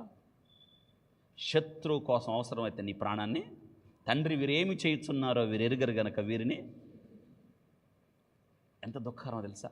వాళ్ళని చంపేసి శవాల్ని, యవనస్తులు యూదుల శవాన్ని ట్రక్కులో వేసి వాళ్ళు అరుచుకుంటా తీసుకొని వెళ్తుంటే చచ్చిపోయిన శవాల్ని కాళ్ళతో కొట్టిన వీడియోలు గుర్తులేవా మీకు? వాళ్ళు ఏమనుకున్నారు తెలుసా? ఇలా చంపడం ఎవరి సేవ అనుకుంటున్నారు? పెట్టినారా? ఈ నైజీరియాలో వాళ్ళు వచ్చి, ఇదిగో ఈ మాటలు చెప్పండి, మా మతంలోకి రావాల్సిందే, ఎవరు క్రైస్తవులుగా ఉండటానికి వీల్లేదు అన్నప్పుడు గడగడగడ వణిగిపోతున్నారు వెనకున్న చర్చిలో వాళ్ళు. 26 మందో 27 మంది ఉన్నారు తెలుసా. ఈ చిన్న పిల్లోడిని ఎత్తుకున్న ఈమె పక్కనున్న పాస్టర్, పేద దేశం అండి అది, చాలా పేద దేశం. మా విశ్వాసాన్ని, మేము నమ్మిన దేవుని మేము విడిచిపెట్టాం, వీఆర్ రెడీ టు డై అనగానే బుల్లెట్లు వర్షం కురిచిందండి. పసిబిడ్డని, భార్యని, భర్తని కళ్ళ ముందు. ఎంత భయంకరమైన వీడియో తెలుసు అది.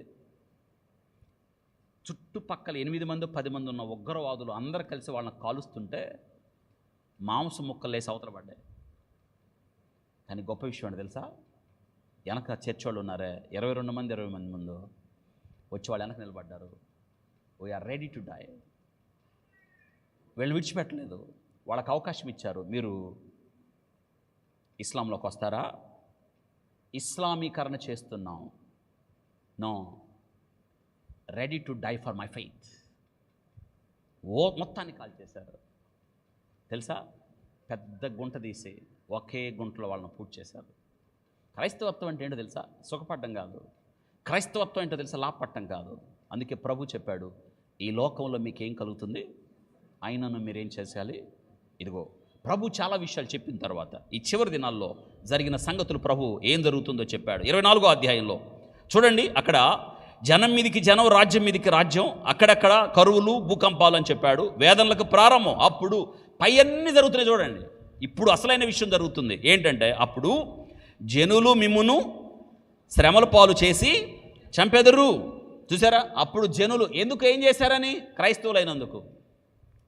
ఏం చేశారని? విశ్వాసాన్ని ప్రకటించారని. ఏం చేశారని? సత్యాన్ని ప్రకటించినందుకు. ఏం చేశారంటే, వీరు విధులు సకల జనుల విధులకు వేరుగా ఉన్నాయని, లోకంలో నుండి వేరైపోయారు. చూడండి, మీరు నా నామము నిమిత్తము సకల జనుల చేత ద్వేషించబడుదురు. చూడండి, నా నామము నిమిత్తం సకల జనుల చేత ద్వేషించబడుదురు. అనేకులు అభ్యంతరపడి ఒకరినొకడు అప్పగించుకుని ద్వేషిద్దురు. చూసారా? ఇక్కడ ఏం చెప్తున్నాడు? ఇదిగో దేవుని పేరట జరిగే ఒక భయంకరంగా, అంటే దేవుని నమ్ముకున్న వాళ్ళు, జనులు మిమ్మల్ని శ్రమల పాలు చేసి చంపెదరు. మీరు నా నామము నిమిత్తము సకల జనుల చేత. చివరి దినాల్లో జరిగే సంగతులు ఇంకొక మాట చెప్పాడు అక్కడ 14వ వచనం. చూసారా? 13వ వచనం చెప్పాడు, అంతము వరకు సహించిన వాడే సహించాలి. తర్వాత మరియు ఈ రాజ్య సువార్త సకల జనులకు సాక్షార్థమై లోకమంతటా ప్రకటించబడును. అడు తర్వాత అంతం. చెప్పాల్సిన సువార్త ఇది కదా, యేసుక్రీస్తు సువార్త కదా. యేసుక్రీస్తు సువార్త చెప్పకుండా ఇంకా పెద్ద డిబేట్లు ఏవో జరుగుతున్నాయి అక్కడ. ఇంతగా డిబేట్ మూలం ఏంటంటే యేసుక్రీస్తు దేవుడా కాదా, యేసుక్రీస్తు దేవుడా కాదా. ఇదేం ప్రశ్న, ఇదేమి డిబేటు? యేసుక్రీస్తు దేవుడు కాదనేదేంటి, ఆయనే రక్షకుడు, అంతే. రక్షకుడు ఆయనే. తండ్రి పెద్ద దేవుడు, యేసుక్రీస్తు చిన్న దేవుడు. ఇవేమి ప్రసంగాలు, ఇవేమి డిబేట్లు? తండ్రి నేనేకమై ఉన్నాం అంతే. ఫిలిప్పో, తండ్రిని చూపించమంటున్నావు. ఇంతకాలం నీతో ఉన్నాను, తండ్రి నీకు తెలీదా? నన్ను చూచినవాడు అక్కడే దేవుడు. ముగ్గురు దేవుళ్ళే ఉండరు, కానీ దాని మీద పెద్ద డిబేటు. ఇదంతా ఎవరి పని తెలుసా? సాతాను పని అండి. వక్రీకరణ, అనవసరమైన తర్కవాదం, ఉపయోగం లేదు, వాటి వల్ల ప్రయోజనం లేదు. కానీ విచిత్రం ఏంటో తెలుసా? ప్రజలకు అయ్యే చూస్తారు. దేవుడు ఒక్కడే. ఇంకొక వాళ్ళు అంటారు త్రిత్వం అనేది ఎక్కడ ఉందంటే, ఏ వితండవాదం అది? వింటున్నారా?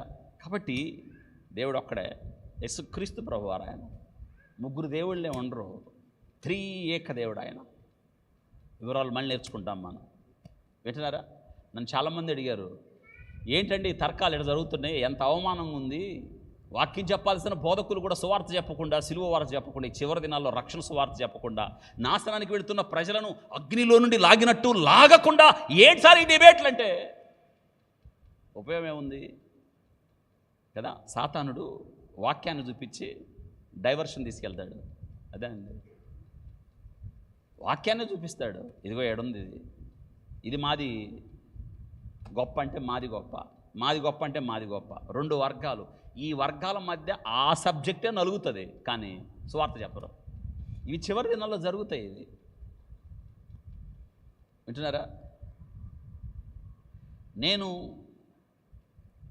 గత సందర్భాల్లో విశాఖపట్నంలో ఉన్న పిడి సుందరరావు గారు వాక్యం, నేను చిన్నతనంలో గుంటూరు మెడికల్ కాలేజ్లో చదివేటప్పుడు నాకు ఆ చిన్న ఏజ్లో నాకు సిద్ధాంతాల గురించి అది తెలీదు. ఆయన బైబిల్ గొప్పతనం, వాక్యము గొప్పతనం, సైన్స్ గొప్పతనం అంటే నా ఉద్దేశం ఏంటంటే, చాలామంది మెడికల్ స్టూడెంట్స్ని బైబిల్ గొప్పతనం చెప్పడానికి తీసుకుని వెళ్ళా. బాగా తీసుకెళ్ళేవాడిని, మీటింగ్స్కి పత్రికలు పంచి తీసుకెళ్ళేవాడిని. రండి, బైబిల్ గొప్పతనం చెప్తున్నారు, బైబిల్లో ఉన్న శాస్త్రం, బైబిల్ ఎంత గొప్పదో, సకల శాస్త్రాల కన్నా గొప్పతనం. ఇంతవరకే చెప్పాను నేను, సిద్ధాంతం జోలికి వెళ్ళాల. నేను ఇది చెప్పానని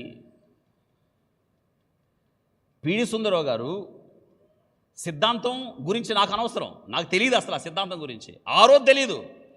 కానీ ఈరోజు సిద్ధాంతపరంగా నేను ఒప్పుకున్నది యేసుక్రీస్తు అక్కడే. నేను వాక్యం యొక్క గొప్పతనం ఆ దినాన పిడి సుందరరావు గారు చెప్పారని చెప్పానండి. దాన్ని కట్ చేసి బుద్ధి లేని పెద్ద మనుషులు కొద్దిమంది, ఇగో నీకు బుద్ధి ఉందా అని పెట్టాడు నన్ను వీడియోలో. నోవా గారు మీరంతా అజ్ఞానం అని పెట్టాడు. నేనేం చేశాను? ఆయన సిద్ధాంతాన్ని మీరు సమర్థిస్తారంటే నో, సమర్థించను, ఎప్పటికి సమర్థించను. ఎందుకంటే నేను చదువుకున్న బైబిల్లో నన్ను ప్రేమించి నా కొరకు ప్రాణం పెట్టిన క్రీస్తునాథుడు ఒక్కడే రక్షకుడు. ఆయన ఒక్కడే, ఏకదేవుడు ఆయన ఒక్కడే, ముగ్గురు ఉండరు. తెలుసా? 3 పాత్రలు వేసి ఏకపాత్ర అభినయం ఏమి వేయడాయన, అక్కడే రక్షకుడు ఆయన. వింటున్నారా? దానికి ఎంత విచిత్రం అంటే, నా వీడియో నేను చెప్పింది ఒకటి, దాన్ని కట్ చేసి విచిత్రం ఏంటంటే సినిమా ట్రోల్స్ పెట్టారు బుద్ధి లేని పెద్ద మనుషులు. ఎంత సిగ్గులేని వాళ్ళు అండి. ఇక్కడ చెప్పిన వాక్యాన్ని సినిమా ట్రోల్ చేశాడంటే పెట్టినోడు ఎంత బుద్ధి లేనోడు. ఏం చెప్పాడు, ఎందుకు చెప్పాడు, ఏ సందర్భంలో చెప్పాడు? వింటున్నారా? వాక్యము కొరకు, సత్యవాక్యమును కొరకు, సువార్త కొరకు. వింటున్నారా? నేను ఏదైతే నేర్చుకున్నానో, ఏదైతే నేను చదువుకుంటున్నానో దాన్ని చెప్పడంలో ముఖ్యంగా వాక్యమును వక్రీకరించి చెప్పే వాళ్ళకి ఎదురు నిలబడడంలో నేను ముందుంటాను. ఎందుకు తెలుసా? దేవుని వాక్యం వక్రీకరించబడకూడదు, ఉన్నదున్నట్టు చెప్పాలి, అదే సువార్త. వింటున్నారా? ఇది మనం గుర్తుపెట్టుకోవాలి. ఇక్కడ యేసుక్రీస్తు ప్రభు చెప్పాడు. ఏం చెప్తున్నాడు ఆయన అంటే, ఇదిగో లోకములో 16వ అధ్యాయం యేసుక్రీస్తు ప్రభు చెప్పిన మాట చూడండి. అక్కడ 16వ అధ్యాయంలో 16వ అధ్యాయం అనగానే మీకు గుర్తు రావాలి. ఎక్కడ చెప్పండి? యోహాను సువార్త చివరి వచనాల్లో ప్రభు ఏం చెప్పాడో చూడండి. ఏం చెప్పాడు? 33, నా యందు మీకు సమాధానము కలుగునట్లు ఈ మాటలు మీతో చెప్పుచున్నాను. లోకములో మీకు శ్రమ కలుగును, ఆయనను ధైర్యం తెచ్చుకున్నాడే, లోకమును జయించున్నాను అని చెప్పాడు. ఉత్తర నైజీరియా ప్రాంతంలో తెలుసా, బోకో హరాం అంటే పాశ్చాత్య విద్య, వెస్ట్రన్ కంట్రీస్, ఆ మతం వద్దు. 2 ISW Islamic State of west Africa province. రెండోది ఇవి చూడండి. ఇక్కడ ఉత్తర నైజీరియా ప్రాంతంలో వాళ్ళు ఏంటంటే ఇస్లామిక్ ఖలీఫేట్ స్థాపించాలని ఈ గ్రూపు క్రైస్తవ గ్రామాల్లోకి జొరబడిపోయి దేవుని ఆరాధించుకుంటున్న క్రైస్తవుల్ని తెలుసా, సామూహికంగా పురుషులను చంపి, స్త్రీలను చంపి, పసిపిల్లలను చంపి, ఒకళ్ళిద్దరుగా చంపుతుంది సామూహికంగా 100 మందిని. ఇప్పుడు నా ప్రశ్న ఏంటంటే, ఆ బోకో ఉగ్రవాదులో, లేకపోతే ICWC ఉగ్రవాదులో, లేకపోతే హమాస్ ఉగ్రవాదులో పేరాలు వచ్చేసారనుకోండి, ఈ సాయంత్రం ఈ ఆరాధనకి ప్రతి తలుపు దగ్గర 3-4 తుపాకులు పట్టుకున్నట్టు ఏంది మీ పరిస్థితి? మన పరిస్థితి ఏంటి? బైబిల్ వదిలిపెట్టి వెళ్ళండి అని అన్నారు అనుకోండి, ఏం చేయగలం? మీ విశ్వాసాన్ని విడిచిపెట్టండి అంటే ఏం చేయగలం? మన దాకా వస్తే కానీ తెలియదు. ప్రభు అందుకే ఈ చివరి దినాల్లో మనల్ని సిద్ధం చేస్తున్నాడు. ఆడవాళ్ళని ఎంతమందిని చేర్చి పాడు చేశారండి, ఎంతమంది పిల్లలను చంపేశారు. దాదాపుగా 1,00,000 మందిని, 36,000 చర్చీలు, 10,400 మంది ఆడపిల్లలు, 8,300 మంది పాలు తాగే పిల్లలు, ఇంకా లెక్కలేదు. 2009 సంవత్సరం నుంచి ఇప్పటిదాకా, 2009 నుంచి ఇప్పటిదాకా 1,00,000 నుండి పైకి నరమేధం. 2023లో మొదటి జనవరి నెలలోనే 26,000 మందిని చంపేశారంట. ఎందుకో తెలుసా? వాళ్ళ విశ్వాసాన్ని బట్టి. ఇక్కడ చూడండి, దాదాపుగా 2,800 క్రిస్టియన్ స్కూల్స్ ఉన్నాయి. ఒక్క స్కూల్ లేకుండా నాశనం చేశారు అక్కడ. ఆ నైజీరియా ప్రాంతంలో 1,40,00,000 మందిని ఆ ప్రాంతాన్ని విడిచిపెట్టి వెళ్ళిపోయేటట్టు ఆ ప్రాంతాలను తరివేశారు. ఎందుకు తెలుసా? ఈ ఉత్తర ప్రాంతంలో ఉన్న ఈ ముస్లిమ్స్ ఈ దక్షిణ ప్రాంతంలో ఉన్న క్రైస్తవుల్ని తోలేసేసి, వెళ్ళగొట్టేసి, ఈ ప్రాంతం అంతటిని ఆక్రమణ చేసి ఆఫ్రికా ఖండాన్ని ముస్లిం దేశంగా ప్రకటించాలని ఖలీఫేట్. వింటున్నారా? ఇంకా దుఃఖకరం ఏంటంటే 2014లో జరిగిన సంగతి ప్రపంచానికి తెలియదు.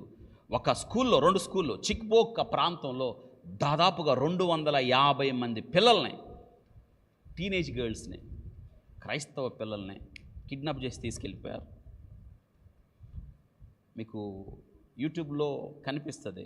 బ్రింగ్ బ్యాక్ అవర్ గర్ల్స్ అన్న నినాదం ఆ మధ్య బహుగా ట్రోల్ అయింది. బ్రింగ్ బ్యాక్ అవర్ గర్ల్స్ అని. వింటున్నారా? కాబట్టి ముఖ్యంగా గత కొన్ని రోజులుగా జరుగుతున్న ఈ సంగతులు, ఈ మారణ హోమం, క్రైస్తవుల మీద ఎంత దాడులు, ద్వేషాలు జరుగుతున్నాయి తెలుసా? ఇదొక ఎత్తు అయితే, ఉత్తర ప్రాంతంలో ఉన్న పశువుల కాపరులు దక్షిణ ప్రాంతంలో ఉన్న ప్రాంతాలకు వచ్చి, ఈ ప్రాంతాలు మా పశువులకు అనుకూలం కాబట్టి మీరు వెళ్ళిపోండి, ఇది మాకు కావాలి, మేము ఆక్రమించుకోవాలని ఫులానీ గ్రూప్ పశువుల కాపరులు వాళ్ళు దాడులు చేస్తున్నారు. మణిపూర్ గొడవ, మీకు ఒక విషయం, మణిపూర్ గొడవలు మతానికి సంబంధించింది కాదు. వాస్తవంగా చాలామందికి తెలిసింది ఏంటంటే, అక్కడ క్రైస్తవులు హిందువులకి గొడవ అంటారు. కాదు, గొడవ అలా ప్రారంభం కాలేదు, కానీ తర్వాత మతం అంటుకుంది. గొడవ అది కాదు, అది రిజర్వేషన్స్ దగ్గర ప్రాంతం అన్నమాట. 2 తెగలు ఉంటాయి, మూడోది ఇంకొక తెగ ఉంది. మణిపూర్లో ఒక తెగేమో గుర్తుందా, కొండ ప్రాంతంలో ఉంటారు, మరొక తెగేమో కాబట్టి ఈ 2 తెగలు ఈ పట్టణ ప్రాంతాల్లో, మైదాన ప్రాంతాల్లో ఉండే ఈ యొక్క మణిపూర్ వాసులు కొండ ప్రాంతంలో ఉండే వాళ్ళ ప్రాంతాన్ని మాకు కావాలి, రిజర్వేషన్స్ కావాలి. కొండ ప్రాంతాల్లో ఉండే ట్రైబ్స్ అన్నమాట. ఈ పట్టణ ప్రాంతాల్లో ఉండేవాళ్ళు ఈ స్థలం మాకు సరిపోవట్లేదు, మాకు ఆ ప్రాంతం కూడా ఇవ్వండి అని ఒక కోరిక కోరారు. రెండోది, రిజర్వేషన్స్ వాళ్ళే అనుభవిస్తున్నారు, మాకు కూడా కావాలన్నప్పుడు మరి అప్పుడు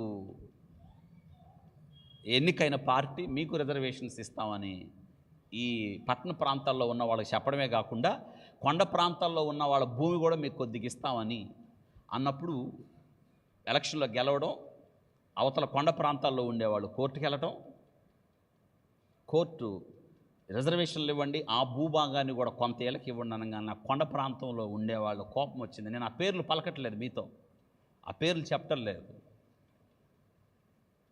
వింటున్నారా? అక్కడ మొదలైంది గొడవ.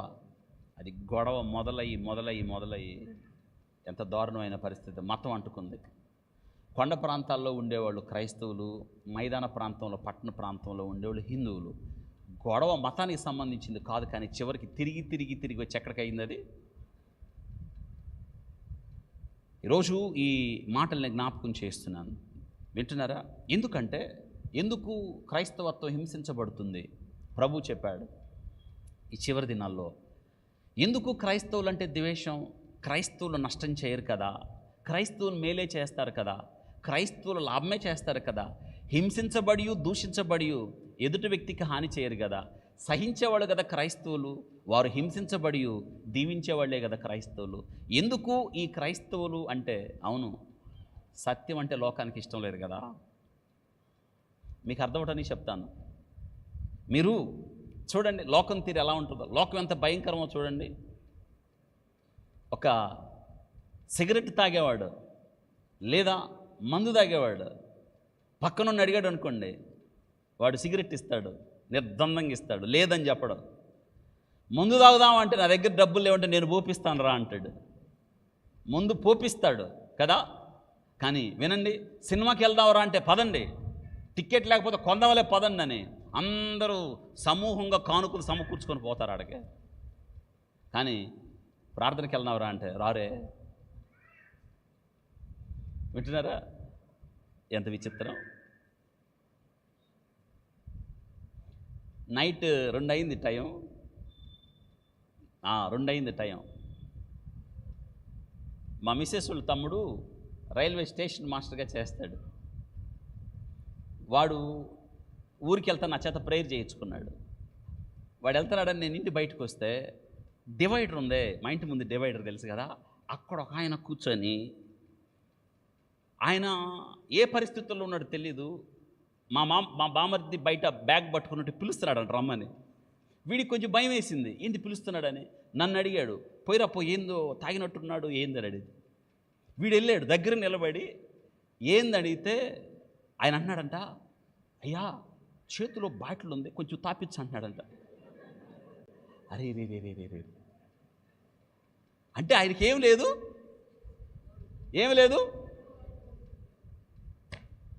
వీడు గోడ కొట్టిన బంతిలా వెనక్కి తిరిగి వచ్చాడు. ఏందంటే చేతిలో లోన బాటిల్ ఉందంట, అంటే ఆయనకి ఏమి లేదు, ఓపిక లేదు. నేను ఆయన చూస్తున్నా. ఈలోపు గ్రూప్ మళ్ళీ ఇంకో గ్రూప్ వెనక వస్తుంది, నేను ఎత్తుక్కుంటా. వాళ్ళు కూడా ఎవరు ఆర్డర్లో లేరు. అందరూ వచ్చి నైట్ 2 గంటలకండి వాడి చుట్టూ మూగారు. వాళ్ళ భాష వేరుగుంటుందిగా, వాళ్ళ ప్రేమ, వాళ్ళ ఆప్యాయతలు, వాళ్ళ సెకండ్లు, వాళ్ళ కౌగిలింతలు, వాళ్ళ పాటలు. వాళ్ళని కోరినట్టున్నాడు. వాళ్ళు తీశారండి బాటిల్, వాడికి తాపిస్తున్నారు. చూసారా, లోకం తీరది. చెడగొట్టేవాడికి చెడిపోయేవాడంటే ఇష్టం, పాడైపోయేవాడంటే ఇష్టం. కానీ క్రైస్తవుడు బాగోమని చెప్తుంది, పాపం చేయొద్దని చెప్తుంది, లంచం తీసుకోవద్దని చెప్తుంది, వ్యభిచరించవద్దని చెప్తుంది, క్రమంగా బ్రతకండి అని చెప్తుంది, నీతిగా బ్రతకండి చెప్తుంది, యథార్థంగా బ్రతకండి అని చెప్తుంది.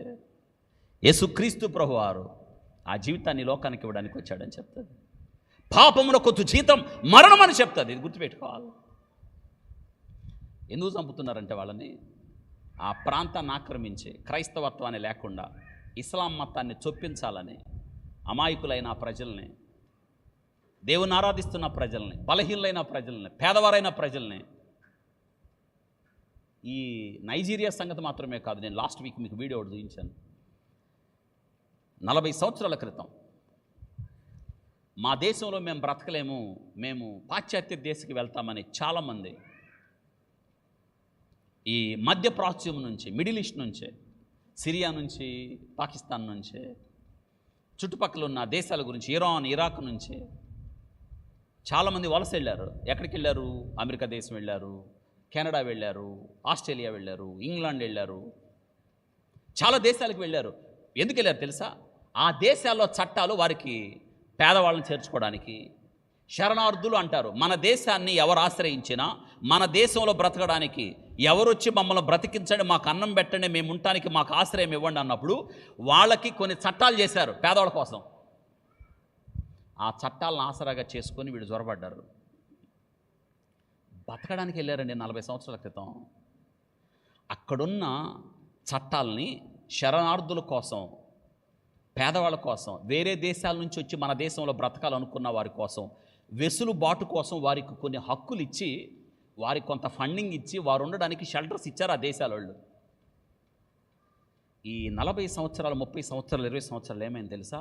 వీరు విపరీతంగా బ్రతకడానికి వెళ్ళి విపరీతంగా వాళ్ళ సంఖ్య పెరిగిపోయారు. వాళ్ళకున్న చట్టాలను బట్టి వాళ్ళు ఎంతమంది 7 భార్యలని దాకా చేసుకోవచ్చు, బిడ్డల్ని ఎక్కువ కనచ్చు. అంటే ఒక ఇంట్లో సగటున 20, 30 మంది, 40 మంది, 50 మంది ఉంటారు.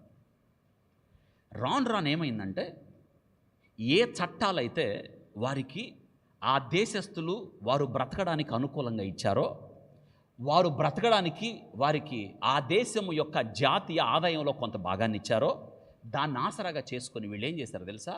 వీళ్ళు పిల్లలు పెద్దోళ్ళు అయిన తర్వాత అక్కడ స్త్రీలను వివాహం చేసుకున్నారు. ఎంత దాకా వెళ్ళిందంటే, రాను అక్కడున్న క్రైస్తవులు తగ్గిపోయారు. వీళ్ళ సంఖ్య ఏమైంది? చివరికి ఎక్కడ తయారు తెలుసా? మా జనాభా ఎక్కువ ఉంది. ఇంగ్లాండ్ దేశంలో అండి ఎందుకు వాళ్ళు వెళ్ళగొడుతున్నారు? కెనడాలో ఎందుకు వెళ్ళగొడుతున్నారు? ఆస్ట్రేలియా ఎందుకు వెళ్ళగొడుతున్నారు అంటే, ఇప్పుడు ఎంత దాకా వెళ్ళారు తెలుసా? ఈ దేశ జనాభా మాది ఎక్కువ, అందుకే ఈ దేశాన్ని ముస్లిం దేశంగా ప్రకటించండి అంటున్నారు వాళ్ళు. కెనడాలో అయితే ఒకడు అంటున్నాడు, పెద్ద ఉద్యమం చేశారు, ఆ దేశంలో బ్రతకడానికి వెళ్ళి ఆ దేశం అన్నం పెట్టింది వాళ్ళకి, ఆ దేశాన్ని ఆశ్రయం పొంది. ఇప్పుడు కెనడాలో ఒకడు అంటున్నాడు, అమ్మ వీడియో ఉన్నట్టుంది అది, కెనడాలో మీరు ఆ వీడియో చూడండి. నాకైతే ఎంత ఆ దేశంలో బ్రతకడానికి వెళ్ళి అమ్మా ఏమంటున్నారు తెలుసా? ఈ దేశంలో షరియా చట్టం అమలు జరగాలి, ఈ దేశం మాది అంటున్నారు. ఎలా ఉంటుంది ఆ దేశస్తులకి? ఆ వీడియో చూడండి. ఇంటర్వ్యూ చేసినప్పుడు ఒకడేం మాట్లాడుతున్నాడు చూడండి. అక్కడ మతపరమైన, ఎందుకంటే మత కోణం ఇది ఇస్లామును వ్యాప్తి చేయాలి, అందుకే క్రైస్తవుల్ని మించి, యేసుక్రీస్తుని వెంబడించే వాళ్ళని మించి, క్రైస్తవ విశ్వాసాన్ని ప్రకటించే వాళ్ళని మనం మారణ హోమాన్ని సృష్టించి ఇస్లామీకరణ చట్టాన్ని అమలు చేసి 1999లో 12 రాష్ట్రాలు, 12 ప్రాంతాల్లో, ఆఫ్రికాలో, ఇదిగో ఈ నైజీరియాలో షరియా చట్టాన్ని అమలు చేశారు. ఆ వీడియో చూడండి. ఇందమ్మా లాస్ట్ వీక్ వేసినట్టుంది. ఓకే, మీరు అది వినండి, నేను మీకు తెలుగు చెప్తాను. ఆయన ఏమంటున్నాడో చూడండి. ఇప్పుడు మీరు జాగ్రత్త వినండి. ఈ వీడియో వాళ్ళకి ఎంత బాధ కలిగిస్తే, అరే మా దేశంలో పైగా వాళ్ళు అంటారు ఇది మాది అంటున్నారు. ఈ కారణం ఏంటో తెలుసా? ఈ చివరి దినాల్లో ఇది జరిగిద్ది. క్రైస్తవులు హింసించబడతారు, ద్వేషించబడతారు, చంపబడతారు. అందుకే ప్రభు పేరట ఇదిగో ఆ వీడియో చూద్దాం, చూడండి. Interview of a Muslim in Canada with a reporter. One day we can have a Muslim majority nation here in Canada. Right in your face. We have Canadian law here, and you say that you want Sharia law to displace Canadian law. That doesn't sound very respectful. In majority, you wouldn't have any other option. You would go to your queen and tell her to change the laws. Change the laws to what, sir? To Sharia law? No, change the laws to not allow any more Muslims to come to Canada. We owe our allegiance and our loyalty first and foremost to our religion, not to the queen, to be honest. When I went for my so-called oath, I was silent. I didn't say anything. It was your responsibility to make sure you got it out of me. So when I didn't say anything, I'm not liable to any. Interview of a Muslim in Canada with a reporter. ఏమన్నాడు తెలుసా?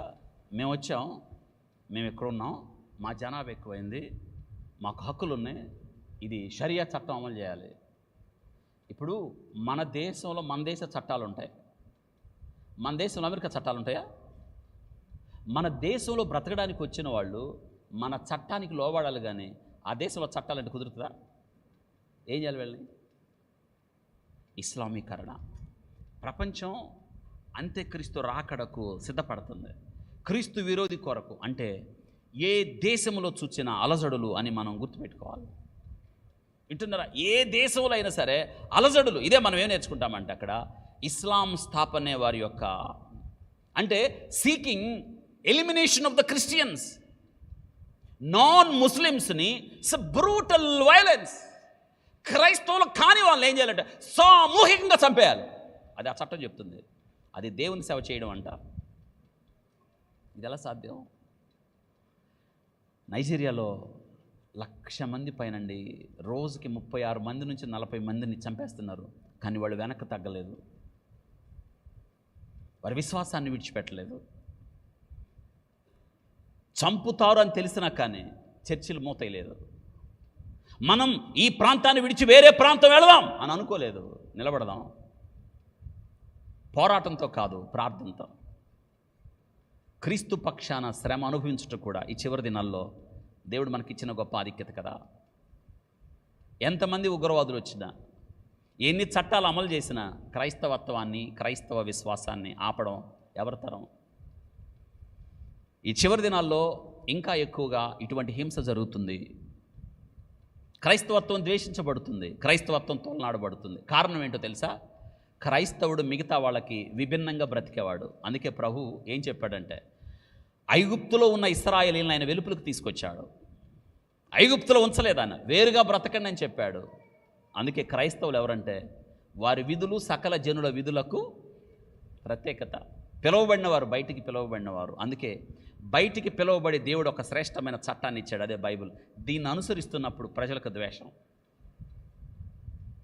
వింటున్నారా? అందుకే క్రైస్తవత్వం అంటే ద్వేషం. ఎందుకంటే నీతి ఉంది, సత్యం ఉంది, యథార్థత ఉంది, రక్షణ మార్గం ఉంది, నిత్యత్వం ఉంది, క్రీస్తును పోలిన జీవితం ఉంది. అందుకే క్రైస్తవత్వం అంటే ఏంటో తెలుసా? ద్వేషం. అందుకే ప్రభు చెప్పాడు, ఎవరు అంగీకరించరు కదా. బబులోను సామ్రాజ్యంలో 3 శద్రకు, మేషకు, వాళ్ళు ఏం చేయలా, ఒక్కటే రాజు పెట్టిన ప్రతిమకు మేము తీసుకెళ్ళి ఆడేశారు. దానియేలు, ఇట్టి శాసనము సంతకము చేయబడిన దానియేలు ఎరిగి ఉండి దేవునికి ప్రార్థన చేయటం మానలేదు, తీసుకెళ్ళి ఆడేశారు. ఈ హింస ఇప్పటి నుంచి కాదు, క్రైస్తవత్వం ఎప్పుడు కూడా హింసించబడుతుంది. అందుకే దీన్ని లేకుండా చేయాలంటే ఈ బోకో ఉగ్రవాదులు, అక్కడ Islamic State north province Fulani groups ఏం చేసినాయి అంటే మాస్ కిల్లింగ్, ఒకేసారి సామూహికంగా చంపడం నైజీరియా వాసుల్ని, kidnapping, destruction of the homes and churches, వాళ్ళని దోచుకోవడం, వాళ్ళ ఇళ్ళని అక్కడి నుంచి వెళ్ళగొట్టడం. ఇది వింటున్నారా? ఎందుకంటే పై ప్రాంతంలో, ఉత్తర ప్రాంతంలో ముస్లిమ్స్ ఉన్నారు. నేను చెప్పాను, గతంలో వారి సంఖ్య దక్షిణ ప్రాంతంలో ఉన్న క్రైస్తవుల కన్నా వారి సంఖ్య తక్కువ, కానీ ఇప్పుడు వారి సంఖ్యను పెంచుకుంటున్నారు. ఇప్పుడు ఎంతకు వచ్చిందంటే, ఒకనప్పుడు 42 ఉన్న ముస్లిమ్స్ ఇప్పుడు 52% వచ్చారు. క్రైస్తవులు సంఖ్యాపరంగా 42% వచ్చారు. మిగతాది వేరే గ్రూపు. వాళ్ళు ఏమనుకుంటున్నారంటే, క్రమక్రమంగా ఇస్లామీకరణను విస్తరింపచేద్దాం. మీకు స్క్రీన్ మీద ఒక పిక్చర్ కనిపిస్తుంది. పచ్చగా ఉండేది ఇస్లాము, కింద ఉండేది ఉందా? అది ఇమేజిన్ చూడండి. రైట్, చూడండి. ఒకనప్పుడు మీకు ఆరెంజ్ కలర్లో ఉన్న క్రిస్టియానిటీ ఇప్పుడు ఎంత దాకా వెళ్ళిందంటే, ఇది 10 years బ్యాక్ లెక్క, ఇది ఇప్పుడుది కాదు, ఇంకా పెరిగింది. ఇప్పుడు మీరు పైన చూడండి, గ్రీన్లో ఉన్నది 51.1% ఉంది. క్రిస్టియానిటీ ఎంతకు వచ్చేసింది? 46. ఒకనప్పుడు క్రిస్టియానిటీ 56 ఉంది అక్కడ. ఇస్లాం 41 ఉంది, 42 అనుకుంటా ఉంది. కానీ ఇప్పుడు ఆక్రమిస్తూ వచ్చారు వాళ్ళు. వింటున్నారా? అందుకే ఆక్రమించాలంటే వాళ్ళని సామూహికంగా క్రైస్తవత్వం అన్న పేరుతో ఏం చేయాలంటే వారిని నాశనము చేయాలి. అయితే ఒక మాట నేను చెప్తాను, నాశనం చేయడం వారి వల్ల అవుతుందా? అవును, అవ్వదు కదా. వారు ఎన్ని చేసినా, ఎంత ఇది చేసినా, వింటున్నారా? అందుకే అక్కడ ఏం చేశారంటే షరియా చట్టాన్ని అమలు చేశారు. దాంతో ఉత్తర రాష్ట్రాల్లో 1999లో 12 ప్రాంతాల్లో 12 రాష్ట్రాల్లో చట్టం అమల్లో తెచ్చి క్రైస్తవత్వాన్ని లేకుండా చేయాలని భారతదేశంలో కూడా దాదాపు 12 రాష్ట్రాల్లో మత మార్పిడి బిల్లు తీసుకొచ్చేశారు. అర్థం లేని బిల్లు. ప్రార్థన చేద్దాం అంతే, మనం ఏం చేయగలం? లాస్ట్ 5 days బ్యాక్ మీకు బొంబాయిలో ఒక మిషనరీ వచ్చాడు.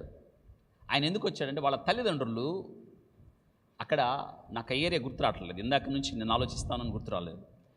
తీవ్రమైన దుర్భిక్షం ఉన్న ప్రాంతం బొంబాయి. అక్కడే మొన్న లాస్ట్ టైం కోవిడ్ వచ్చింది. ఏ ప్రాంతం అండి అది? ఏంటి? మంచి స్నేహితులు నాకు మీరు కదా. ఏంటండి? అదేదో ప్లేస్ గుర్తు రాలేదు. అది చాలా పేదోళ్ళు, భయంకరంగా. అక్కడ ఆ ప్రాంతం ఏంటో తెలుసా? పేదోళ్ళు కూలీ చేసుకుని బతికేవాళ్ళు వాళ్ళు, తెలుసా? Slum area. కోవిడ్ అంతా ఆడే ఉంది, చాలామంది చచ్చిపోయారు. అక్కడికి అమ్మా నాన్న చాలామంది పేదోళ్ళని చదివించేవాళ్ళు. ఆ పిల్లలు పెద్దోళ్ళు అయ్యారని చూడటానికి ఒక మిషనరీ వచ్చాడు. ఒక తెల్ల ఆయన వచ్చాడు, అమెరికా దేశం నుంచి అనుకుంటా, తెలుసా? ఆయన వచ్చాడని ఎట్ట కనుక్కున్నారు తెలుసా అండి? ఆయన్ని ఏ ఇంటికి వచ్చాడో ఆయన్ని అందరిని పట్టి మత వ్యాప్తి చేయడానికి వచ్చాడని మీరు కేసు పెట్టి లోన్ వేసేసారు. See the tragedy. అక్కడ బాంబేలో మన సహోదరులు ఉన్నారు, వాళ్ళు చెప్తున్నారు, నేను ఆ వివరాలు కనుక్కున్నాను. ఏం చేయగలం? Let's pray. 2 నన్స్ని కేరళ వాళ్ళని ఏం చేశారు మీకు తెలుసు కదా? ఏం చేశారని? మేలు చేయడానికి దిక్కులేని వాళ్ళని చూస్తున్నారు కదా. ఇది మనం జ్ఞాపకం చేసుకోవాలంటే ఈ చివరి దినాల్లో వివక్ష. ఎందుకు వివక్ష అంటే క్రైస్తవత్వము ఎప్పటికైనా ఉన్నతమైంది. యేసుక్రీస్తు ప్రభు నేర్పిన ఈ ప్రేమ తెలుసా, ప్రజలకు అర్థం కాలేదు. మీకు ఒక విషయాన్ని జ్ఞాపకం చేస్తాను. నెపోలియన్ బోనాపార్టే, ఫ్రాన్స్ దేశపు నియంత, ఆయన ఏమన్నారు తెలుసా? నేను అలెగ్జాండర్ ద గ్రేట్, చార్లెస్ మోంగే కత్తులు ధరించాం, రక్త తర్పణ చేశాం, రక్తాల మీద సామ్రాజ్యం స్థాపించాం. కానీ one man without any weapon, without having any pen in his hands, ఒకే ఒక్క వ్యక్తి, చేతిలో ఆయుధం లేదు, చేతిలో ఏ ధనం లేదు, ఆయన ఒక గొప్ప రాజ్యాన్ని స్థాపించాడు. ఈ రాజ్యం భూమి మీద కాదు, మనుషుల హృదయాల్లో ఎలా స్థాపించాడంటే ఎదుట వ్యక్తి రక్తాన్ని చిందించి కాదు, తన రక్తమును. ఈ సామ్రాజ్యం ఎవరు కోల్చరో, ప్రజల హృదయాల్లో ప్రేమ సామ్రాజ్యం. ఇదంటే మిగతా మతస్థులకు భయం. క్రైస్తవత్వం అనుకున్నట్టుగా భూమి మీద రాజ్యం కాదు, ఇది మనుషుల హృదయాల్లో రాజ్యం. ఇది ప్రభు స్థాపించిన రాజ్యం, ఇదే ప్రేమ రాజ్యం. ఇది వింటున్నారు? అందుకే ఎందుకు క్రైస్తవులు హింసించబడుతున్నారంటే నియంత్రణ. వీళ్ళని ఇలాగా పెంచేస్తే ఏమవుతుందంటే, ఇదే తెలుసా, సత్యం ఎప్పుడు ద్వేషించబడుతుంది. వీళ్ళు ఇలాగే ఉంచేస్తే మనకు పేరు పెట్టారు, ఏంటంటే విదేశీ మతం. ఏ మతం? ఇంకా తెల్లోళ్ళ మతం. మీకు ఒక ఆశ్చర్యకర విషయం ఏంటో తెలుసా? భారతదేశానికి క్రీస్తు ప్రేమ 1వ శతాబ్దంలో వచ్చింది. ఎవరు తీసుకొచ్చారు? తోమా. ఒకనప్పుడు నైజీరియాలో మెజారిటీ క్రైస్తవులు ఉండేవాళ్ళు, ఇప్పుడు తగ్గిపోతున్నారు. ఎందుకంటే చూడండి, వాళ్ళ భయం ఏంటంటే వాళ్ళు పెట్టిన పేరు ఏంటంటే, వాళ్ళు పెట్టారు ఆ పేరు, కానీ క్రైస్తవత్వం మతం కాదు, కానే కాదు అసలు. జీవితం అది, క్రీస్తు నేర్పిన జీవితం, క్రీస్తు చూపించిన జీవితం, క్రీస్తు మార్గం. ఇదే అండి, ఇదే రుజు మార్గం. మతం కాదు ఇది, కానీ మతం అని పేరు పెట్టారు. వాళ్ళ భయం అంతా ఏంటంటే వీళ్ళు ఇలాగా క్రీస్తు మార్గం చెప్తూ వెళ్తే అనేక మంది అటు ఆకర్షితులైతే మన యొక్క సాంప్రదాయాలు, మన యొక్క పద్ధతులు ఏమవ్వాలి? అందుకే మన సాంప్రదాయాలు, మన పద్ధతులు, మన మతం భద్రంగా ఉండాలంటే ఈ మతం ఏమవ్వాలి? వాళ్ళు పెట్టిన పేరు మతం కాదు, ఇది ఏమవ్వాలి? ఉండకూడదు, నాశనం చేయాలి. ఎవరి తరం అవుద్ది? మనుషులు స్థాపిస్తే నాశనం అవుద్ది, కానీ మనుషులు స్థాపించింది కాదు కదా. దేవుడు స్థాపించిన మతం కూడా కాదు ఇది, క్రీస్తు జీవించిన జీవితం ఇది గుర్తుపెట్టుకోవాలి. అందుకే మా సంస్కృతి దెబ్బతింటుంది. రోజు వింటున్నారు కదా మన భారతదేశంలో. మన సంస్కృతి ఎన్ని పడితే అన్ని మాటలు, బైబిల్ గురించి ఎన్ని పడితే అన్ని మాటలు, మరి గురించి ఎన్ని అబద్ధాలు, ఎంత దుఃఖకరమైన మాటలు, పలకకూడని వసింప సఖ్యము కాని బూతులు, యేసుక్రీస్తు గురించి బూతులు, విచిత్రమైన మాటలు తెలియదు వాళ్ళకి. అందుకే అది చూసినప్పుడు మీరు ప్రభా వీరిని క్షమించు ప్రభా, వీరికి ఏం తెలియదు, దట్స్ ఆల్. హింసించబడి మనం ఏ బ్యాచ్? దీవించబడే బ్యాచ్. వింటున్నారా? కాబట్టి మీరు గుర్తుపెట్టుకోవాలి, ప్రపంచంలో చాలా దేశాలు, తొందరగా చెప్పేస్తాను, క్రైస్తవులు ఎంతగా హింసించబడుతున్నారు తెలుసా? ప్రపంచంలో చాలా దేశాలు క్రిస్టియన్, చూడండి అక్కడ ఇంతగా ద్వేషించబడుతున్న క్రైస్తవత్వం. నెంబర్ 1 నార్త్ కొరియా, మీకు బాగా తెలుసు. అక్కడ బైబుల్ ఉంటేనే జైలు వేసేస్తారు. బైబుల్ ఉన్న నేరం అక్కడ. Owning a Bible can get you killed. నేను చంపేస్తారు బైబుల్ ఉంటే. నార్త్ కొరియా తెలుసు కదా, Kim. Number 2 Somalia, where following Jesus makes you the enemy. నీవు యేసుక్రీస్తును అనుసరిస్తున్నాను, బైబిల్ పట్టుకొని ప్రకటిస్తున్నాను అంటే ఆ దేశానికి నువ్వు శత్రువు. 3 Libya, where evangelism is a death sentence. క్రీస్తును ప్రకటించడం అంటే నీకు మరణశిక్ష అమలు అక్కడ, సోమాలియా. నెంబర్ 4 ఎరిత్రియా, ఇదో దేశం, where imprisonment for following Jesus is inevitable. యేసును వెంబడించడం జైలు వేయటం అక్కడ. Number 5 Yemen, where Christians are in extremist wanted list. అంటే అక్కడ క్రైస్తవుల్ని దేశద్రోహులుగా చూస్తారు అక్కడక్కడ. ఎమెన్లు అండి, ఆ ఎమెన్నే ఓచుకోత కోసేసింది మన ఇజ్రాయెల్. ఎమెన్ హైతీ ఉగ్రవాదుల మీద. నెంబర్ 6 ఇప్పుడు నేర్చుకుంటున్నా, నైజీరియా, వేర్ క్రిస్టియన్స్ అక్కడ ఏమవుతున్నారో తెలుసా? చూడండి, చంపబడుతున్నారు. ప్రతి 2 గంటలకు ఒకసారి ఒక క్రైస్తవుని చంపేస్తున్నారు అక్కడ. పాకిస్తాన్లో క్రైస్తవత్వాన్ని ఎలా చూస్తారో తెలుసా? 2nd క్లాస్ సిటిజన్స్ అక్కడ. క్రైస్తవత్వం 2వ గ్రూపు. ఇక సూడన్, 8వ Sudan, where Christians are caught in the cross fire. తగలబెట్టడమే. క్రైస్తవుల్ని పట్టుకుంటారు, శిక్షిస్తారు, దహనం, చంపేస్తారు అక్కడ. సూడన్.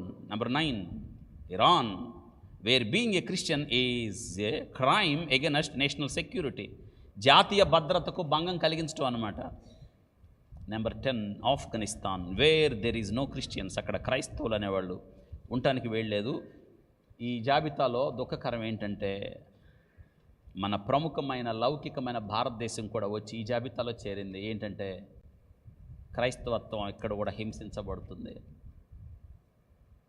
ప్రభు అది చెప్పాడు, లోకములో మీకేం కలుగుతుంది? శ్రమ కలుగుతుంది, అయినను మీరు ధైర్యము తెచ్చుకొనుడి. యేసుక్రీస్తు చెప్పాడు. మత్తయి సువార్త 5వ అధ్యాయం, రెఫరెన్స్ రాసేసుకోండి చాలు, టైం అయిపోయింది. మత్తయి సువార్త 5వ అధ్యాయం 10-12 వచనాల్లో, నా నిమిత్తము చెప్పండి, జనులు మిమ్ములను హింసించి ధన్యులు పరలోకమందు. చూడండి ఏంటంట, హింసించి మీ మీద చెడ్డ మాటలల్లా పలుకున్నప్పుడు. తర్వాత అదే ప్రభు ఇంకా స్పష్టంగా ఏం చెప్పాడు తెలుసా? ఎవరైనాను నన్ను వెంబడింపగోరిన ఎళ్ళ తను తాను ఉపేక్షించుకొని సిలువెత్తుకొని నడవాలి అని చెప్పాడు. మార్కు సువార్త 8వ అధ్యాయం 34-35 వచనాలు, తన ప్రాణమును రక్షించకుని వారు దాన్ని పోగొట్టుకును, నా నిమిత్తం సువార్త నిమిత్తము తన ప్రాణమును పోగొట్టుకున్నవాడు దానిని. అవును, రెడీ. ఇష్టమైన ప్రభా, నా కొరకు నీ ప్రాణం ఇచ్చావు ప్రభా, ఏమి ఇవ్వగలను నాయన? I'm ready to die, take a cross and follow what may come. ఇలా చెప్పాలి మనం. ప్రభా, నేను చనిపోవడానికి సిద్ధం ప్రభా. పౌలు గారు చెప్పాడు. అవును, యేసుక్రీస్తు ప్రభువారు ఆయన పరలోకానికి ఆయన ఆరోహణమైన తర్వాత సంఘంలో శ్రమ వచ్చింది. క్రైస్తవులు చెదిరిపోయారు, కానీ చెదిరిపోయి మౌనంగా ఉండలేదు. వారున్న స్థలంలో సువార్తను ప్రకటించారు. అపోస్తుల కార్యాలు 4వ అధ్యాయం అంతా చదవండి, మీకు అర్థమవుతుంది. స్టెఫెన్ రాళ్లతో కొట్టి చంపబడ్డాడు. స్టెఫెన్ మరణానికి అనుమతించాడు సౌలు. కానీ ఆ సౌలే చివరికి క్రీస్తు కొరకు హతసాక్షి. మీకు పౌలు గారి జీవితం తెలుసు కదా, అందుకే పౌలు గారు ఏం చెప్తున్నాడు తెలుసా? 14వ అధ్యాయం 22వ వచనం అపోస్తుల కార్యాలు. అమ్మా ఇది మీరు కంటత పెట్టాలి. 14:22 మీరు చాలామందికి చెప్పాలి. మీరు చాలామంది ఈ దీవెన బోధకులు, ఆశీర్వాద బోధకులు, స్వస్థత బోధకులు, మీకు లాభం చేకూర్చే బోధకులు మనల్ని లోకంలోనే పెడుతున్నారు. కానీ సంఘం దేనికి సిద్ధపడాలంటే శ్రమలకు సిద్ధపడాలి, శ్రమలు భరించడానికి సిద్ధపడాలి, ప్రభు చెప్పిన శ్రమలు సిలువ మోయడానికి సిద్ధపడాలి. ఇదిగో ఈ వాక్యం ఏం చెప్తుందో మీరు చూడండి. చూడండి ఏం చెప్తుందంటే పౌలు గారు 14వ అధ్యాయం సంఘం చూడండి ఏం చెప్పాడు. విశ్వాసమందు నిలకడగా ఉండవలననియు, తర్వాత అనేక శ్రమలు అనుభవించి మనము దేవుని రాజ్యములో ప్రవేశించవలననియు. ఏం పొంది అంటే మనకేమొస్తాయి? శ్రమలు వస్తాయి. శ్రమలు లేకుండా పరలోకం వెళ్తామా? శ్రమలు వస్తాయి. కాబట్టి మనం యేసుక్రీస్తు ప్రభు మనకు అనుగ్రహించబడ్డాడు. ఆయనతో పాటు సమస్తం మనకెందుకు ఇవ్వడు? ఇప్పుడు మనం సిద్ధపడాల్సిందే లోక సంబంధమైన ఆశీర్వాదాలకు కాదు. మోషే ఐగుప్తు యొక్క సకల విద్యలు అభ్యసించాడు. మోషేకి ఎదురులేదు 40 సంవత్సరాలు. కానీ ఆ మోషే పెద్దవాడైనప్పుడు విశ్వాసమును బట్టి ఐగుప్తు ధనము కంటే క్రీస్తు విషయమైన నింద గొప్ప భాగ్యం అని ఎంచుకొని అల్పకాల సుఖభోగములు అనుభవించుట కంటే, తర్వాత ఫరో కుమార్తె యొక్క దేవుని ప్రజలతో ఏమనిపించుట, శ్రమ లేకుండా ఎట్లా?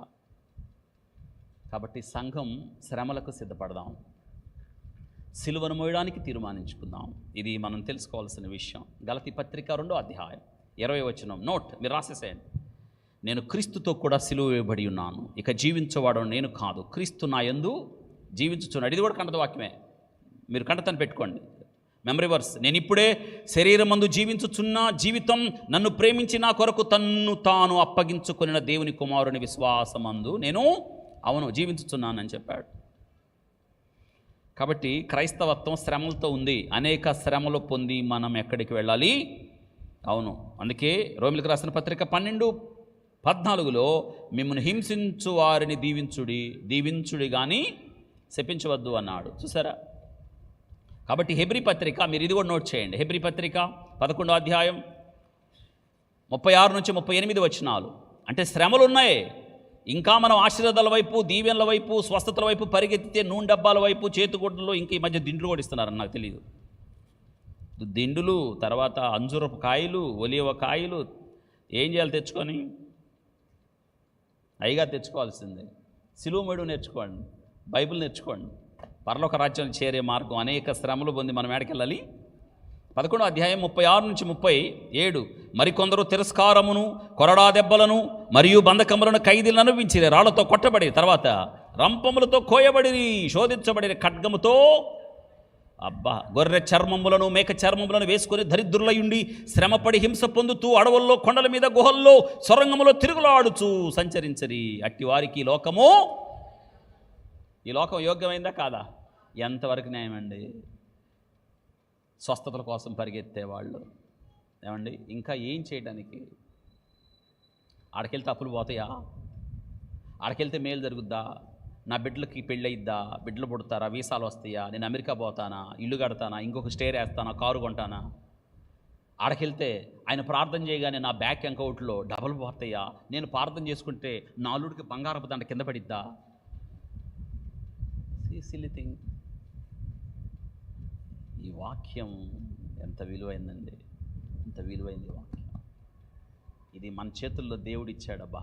ఆది యందు వాక్యం ఉండెను, వాక్యము. ఇది చదివితే సిలువ మోయకుండా ఎందుకుంటావు?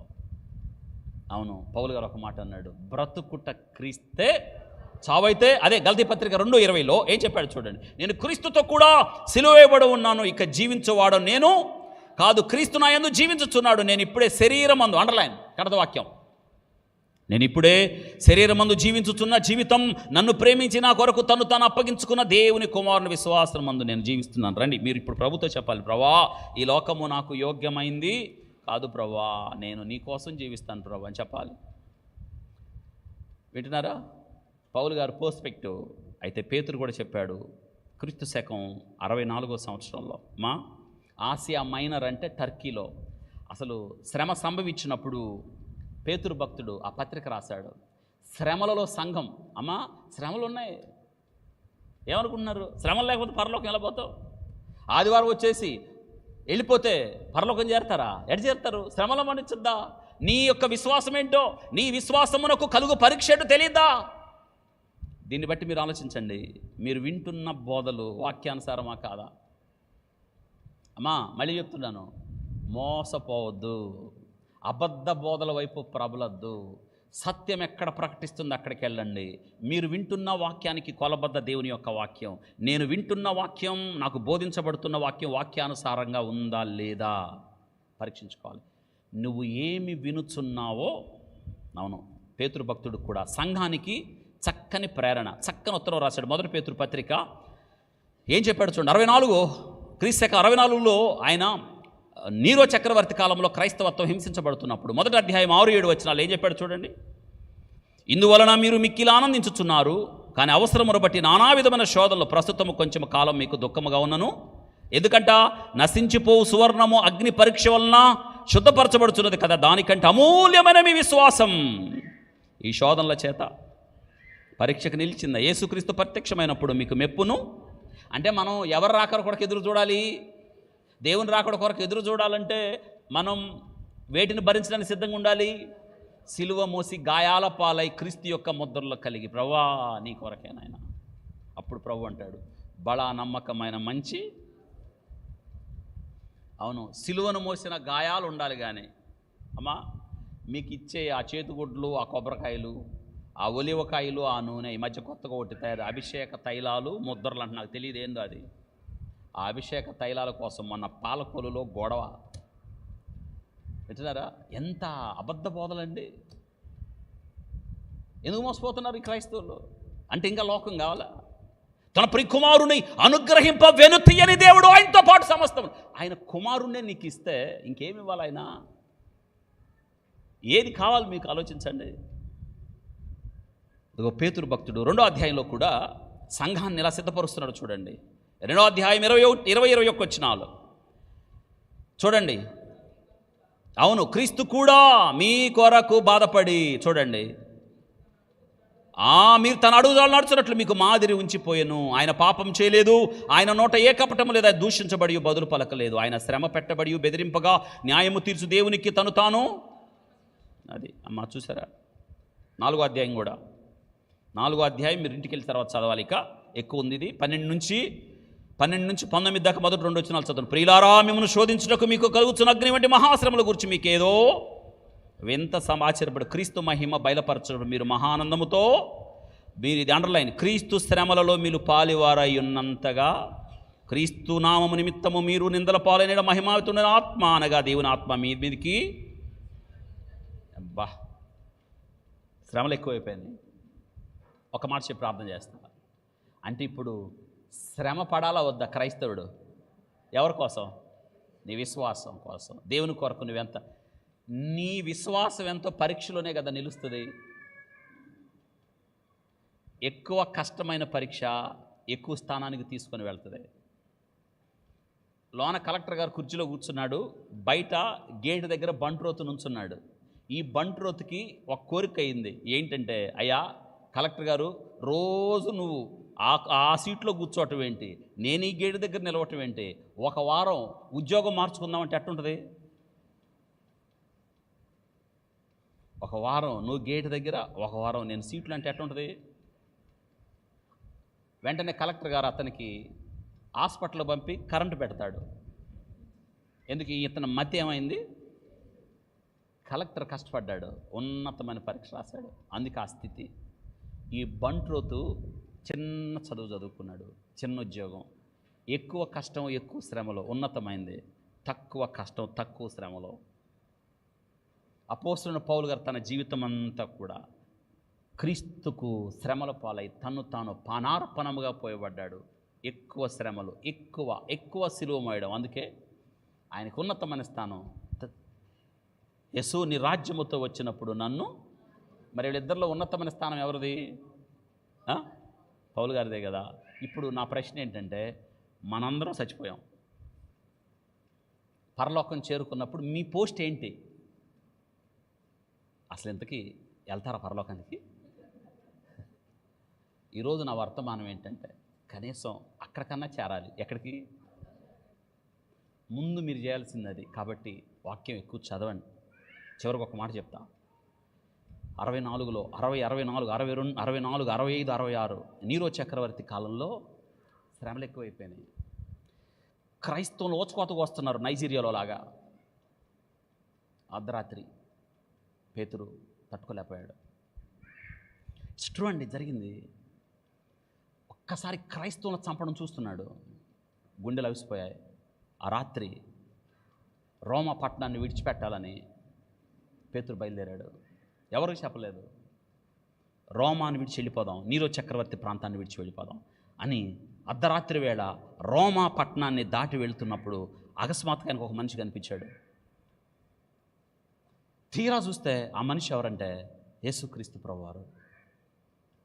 పేతురు ఏ దేవునితో నడిచాడో, ఏ దేవునితో కలిసి పరిచర్య చేశాడో, ఏ దేవుడు చేపలు పట్టే పేతుర్ని మనుషులు పట్టే జాలర్లుగా చేశాడో, ఏ పేతురు ప్రభు చెప్పాడు, పేతురువి ఇదిగో ఈ బండ మీద నా సంఘాన్ని అవును తాళ చెప్పులు ఇచ్చాడో ఆ దేవుడు నిలువెత్తు కనిపించాడు. ప్రభువా!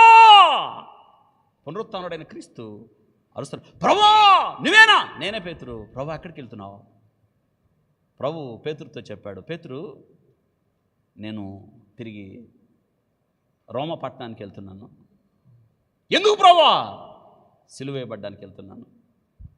మళ్ళీ నేను లోనికి వెళ్తున్నాను, సిలువ వేయబడ్డానికి వెళ్తున్నాను. గుండెలు వేసిపోయాయి. వద్దు ప్రభువా, నువ్వు నా కోసం సిలువ వేయబడ్డావు, మళ్ళీ నా కోసం సిలువ వేయబడద్దు. నీ కోసం సిలువ వేయబడే బాధ్యత నాది. వద్దు ప్రభువా, నువ్వు ఆగిపో. బ్యాక్. తను అప్పగించుకున్నాడు. సిలువ వేయబడే సమయంలో పేతురు ఒక మాట చెప్పాడు, నా కొరకు ప్రేమించి నా కొరకు ప్రాణం పెట్టిన క్రీస్తునాథుడు లాగా నాకు సిలువ వేయద్దు. నన్ను తలక్రిందులుగా అయ్యా, తలక్రిందులైన నా జీవితం అయ్యా, కనీసం నీలాగా సిలువ వేయబడే అర్హత నాకు లేదయ్యా, తలక్రిందులుగా సిలువ. ఇది క్రైస్తవత్వం. ఎవరైనాను నన్ను వెంబడింపగోరిన ఎడల తను తాను take up the cross and follow me. లేచిన పడదాం, ప్రార్థన చేసి. నైజీరియా కొరకు అందరం ప్రార్థన చేద్దాం. It's time to pray for Nigeria. నేను ప్రార్థన చేస్తాను, నాతో ఏకీభవించి. మన ప్రార్థనలు ప్రభు వినాలి. చక్కటి ప్రార్థన, మనందరం కలిసి ప్రార్థన. ఈ వర్తమానం యొక్క ఉద్దేశం ఏంటంటే, హింసించబడుతున్న క్రైస్తవత్వం, నైజీరియాలో నలిగిపోతున్న క్రైస్తవత్వం, 1,00,000 మందికి పైన, వేల చర్చీలు, వేల మంది ఆడవాళ్ళు, పసిపిల్లలు, యుక్త వయసులో ఉన్న ఆడపిల్లల్ని దారుణ హింసకు పాలు చేసిన నైజీరియా, హరాం తీవ్రవాదుల కొరకు ఎవరు మౌనంగా ఉండొద్దు. Let us pray, let us stand together on behalf of Nigeria.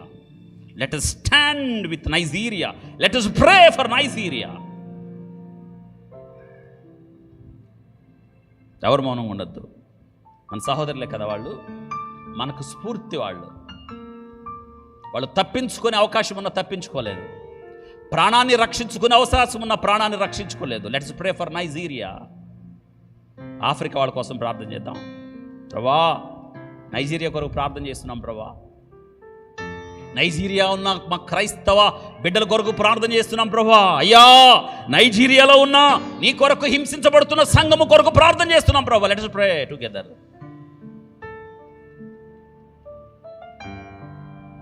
గ్రామాలు గ్రామాలు ప్రభువా మీ కొరకు హతసాక్షులైపోయారు.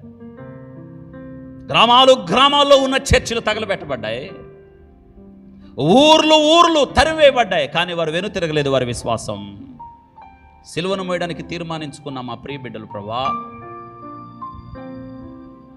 నల్లటి చీకటి ఖండమైన ఆఫ్రికా దేశం ఇది ఇదాన ప్రపంచానికి వెలుగు. వారు కార్చిన రక్తము ద్వారా, వారి రక్తము ద్వారా తడిచిన ఆఫ్రికా ధన్యం. స్తోత్రాలు. ఒకనప్పుడు చీకటి కన్నమే కానీ హతసాక్షుల రక్తముతో ముద్దాడిన నేల, ప్రపంచానికి వెలిగిస్తున్న దేశం. స్తోత్రాలు. నైజీరియా కొరకు ప్రార్థన చేద్దాం. ప్రభా.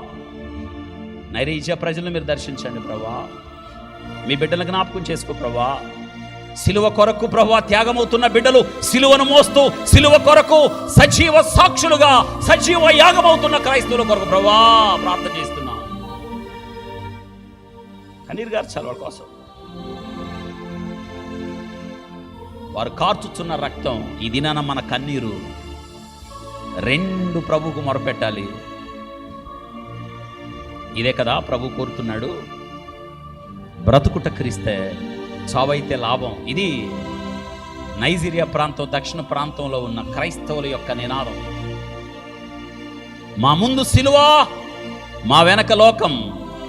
సిలువను మోయడానికి తీర్మానించుకున్న నైజీరియా క్రైస్తవులు. అద్భుతం కదా. Let us pray. ప్రార్థన చేద్దాం. ప్రభువా, మేమందరం నైజీరియా కొరకు ప్రార్థన చేస్తున్నాం. మరింతగా క్రైస్తవత్వం పెచ్చుమేరాలి, మరింతగా క్రీస్తు సువార్త ప్రబలాలి, మరింత సంఘాలు విస్తరించాలి. మీ బిడ్డలకు వ్యతిరేకంగా ఉన్న ఏ ఆయుధం వర్ధిల్లొద్దు నాయనా. స్తోత్రాలు ప్రభువా. ఎన్నో దేశాలు, ఎన్నెన్నో దేశాలు ప్రభువా క్రైస్తవత్వానికి వ్యతిరేకంగా నిలిచిన దేశాలు, క్రైస్తవత్వాన్ని మతంగా చూపిస్తూ క్రైస్తవత్వాన్ని అడ్డుకొని క్రైస్తవత్వం లేకుండా చేయాలని ఎన్నెన్నో దేశాలు ప్రభువా, ఆ దేశాల రక్షణ కొరకు ప్రార్థన చేస్తున్నాం. ఆ దేశం యొక్క మార్పు కొరకు ప్రార్థన చేస్తున్నాం. ఆ దేశంలో సువార్త కొరకు ద్వారాలు తెరవబడాలని ప్రార్థన చేస్తున్నాం. North Korea, Somalia, Libya, Eritrea, Yemen, Nigeria, Pakistan, Sudan, Iran ప్రభువా, ఆఫ్ఘనిస్తాన్, మా భారతదేశం కొరకు కూడా ఈ దేశాల ప్రజల రక్షణ, సువార్త ప్రకటన, పెచ్చుమీరుతున్న ఉగ్రవాదం ప్రభు, అబద్ధాల వైపు ప్రజలు పరుగులు, అబద్ధ మతం వైపు ప్రజలు ప్రాణాలు అర్పించడం. ఈ దినాన ఈ ప్రజలందరి కొరకు ప్రార్థిస్తున్నాను. స్తోత్రాలు. మా ప్రార్థన విన్నారు. మా ప్రార్థనలో ప్రజలకు ఓదార్పును, ధైర్యాన్ని, మరింత మీ పక్షాన నిలబడి శ్రమపడే అనుభవాన్ని దయచేయండి.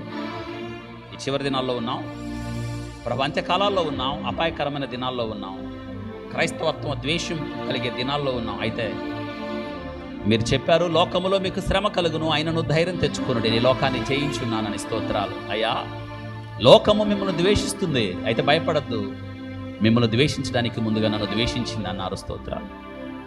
ఈ ద్వేషాగ్నికి భయపడక సిలువను మోస్తూ, సిలువను సహిస్తూ, సిలువను ప్రకటించే కృపను దయచేయండి. మహిమా ఘనత ప్రభావాలు మీరే పొందమని విత్తబడిన వాక్యాలు మా హృదయాలు నీరు కట్టి ఫలింపచేయండి. యేసు నామములో అడిగి వేడుకుంటున్నాం తండ్రి. ఆమేన్.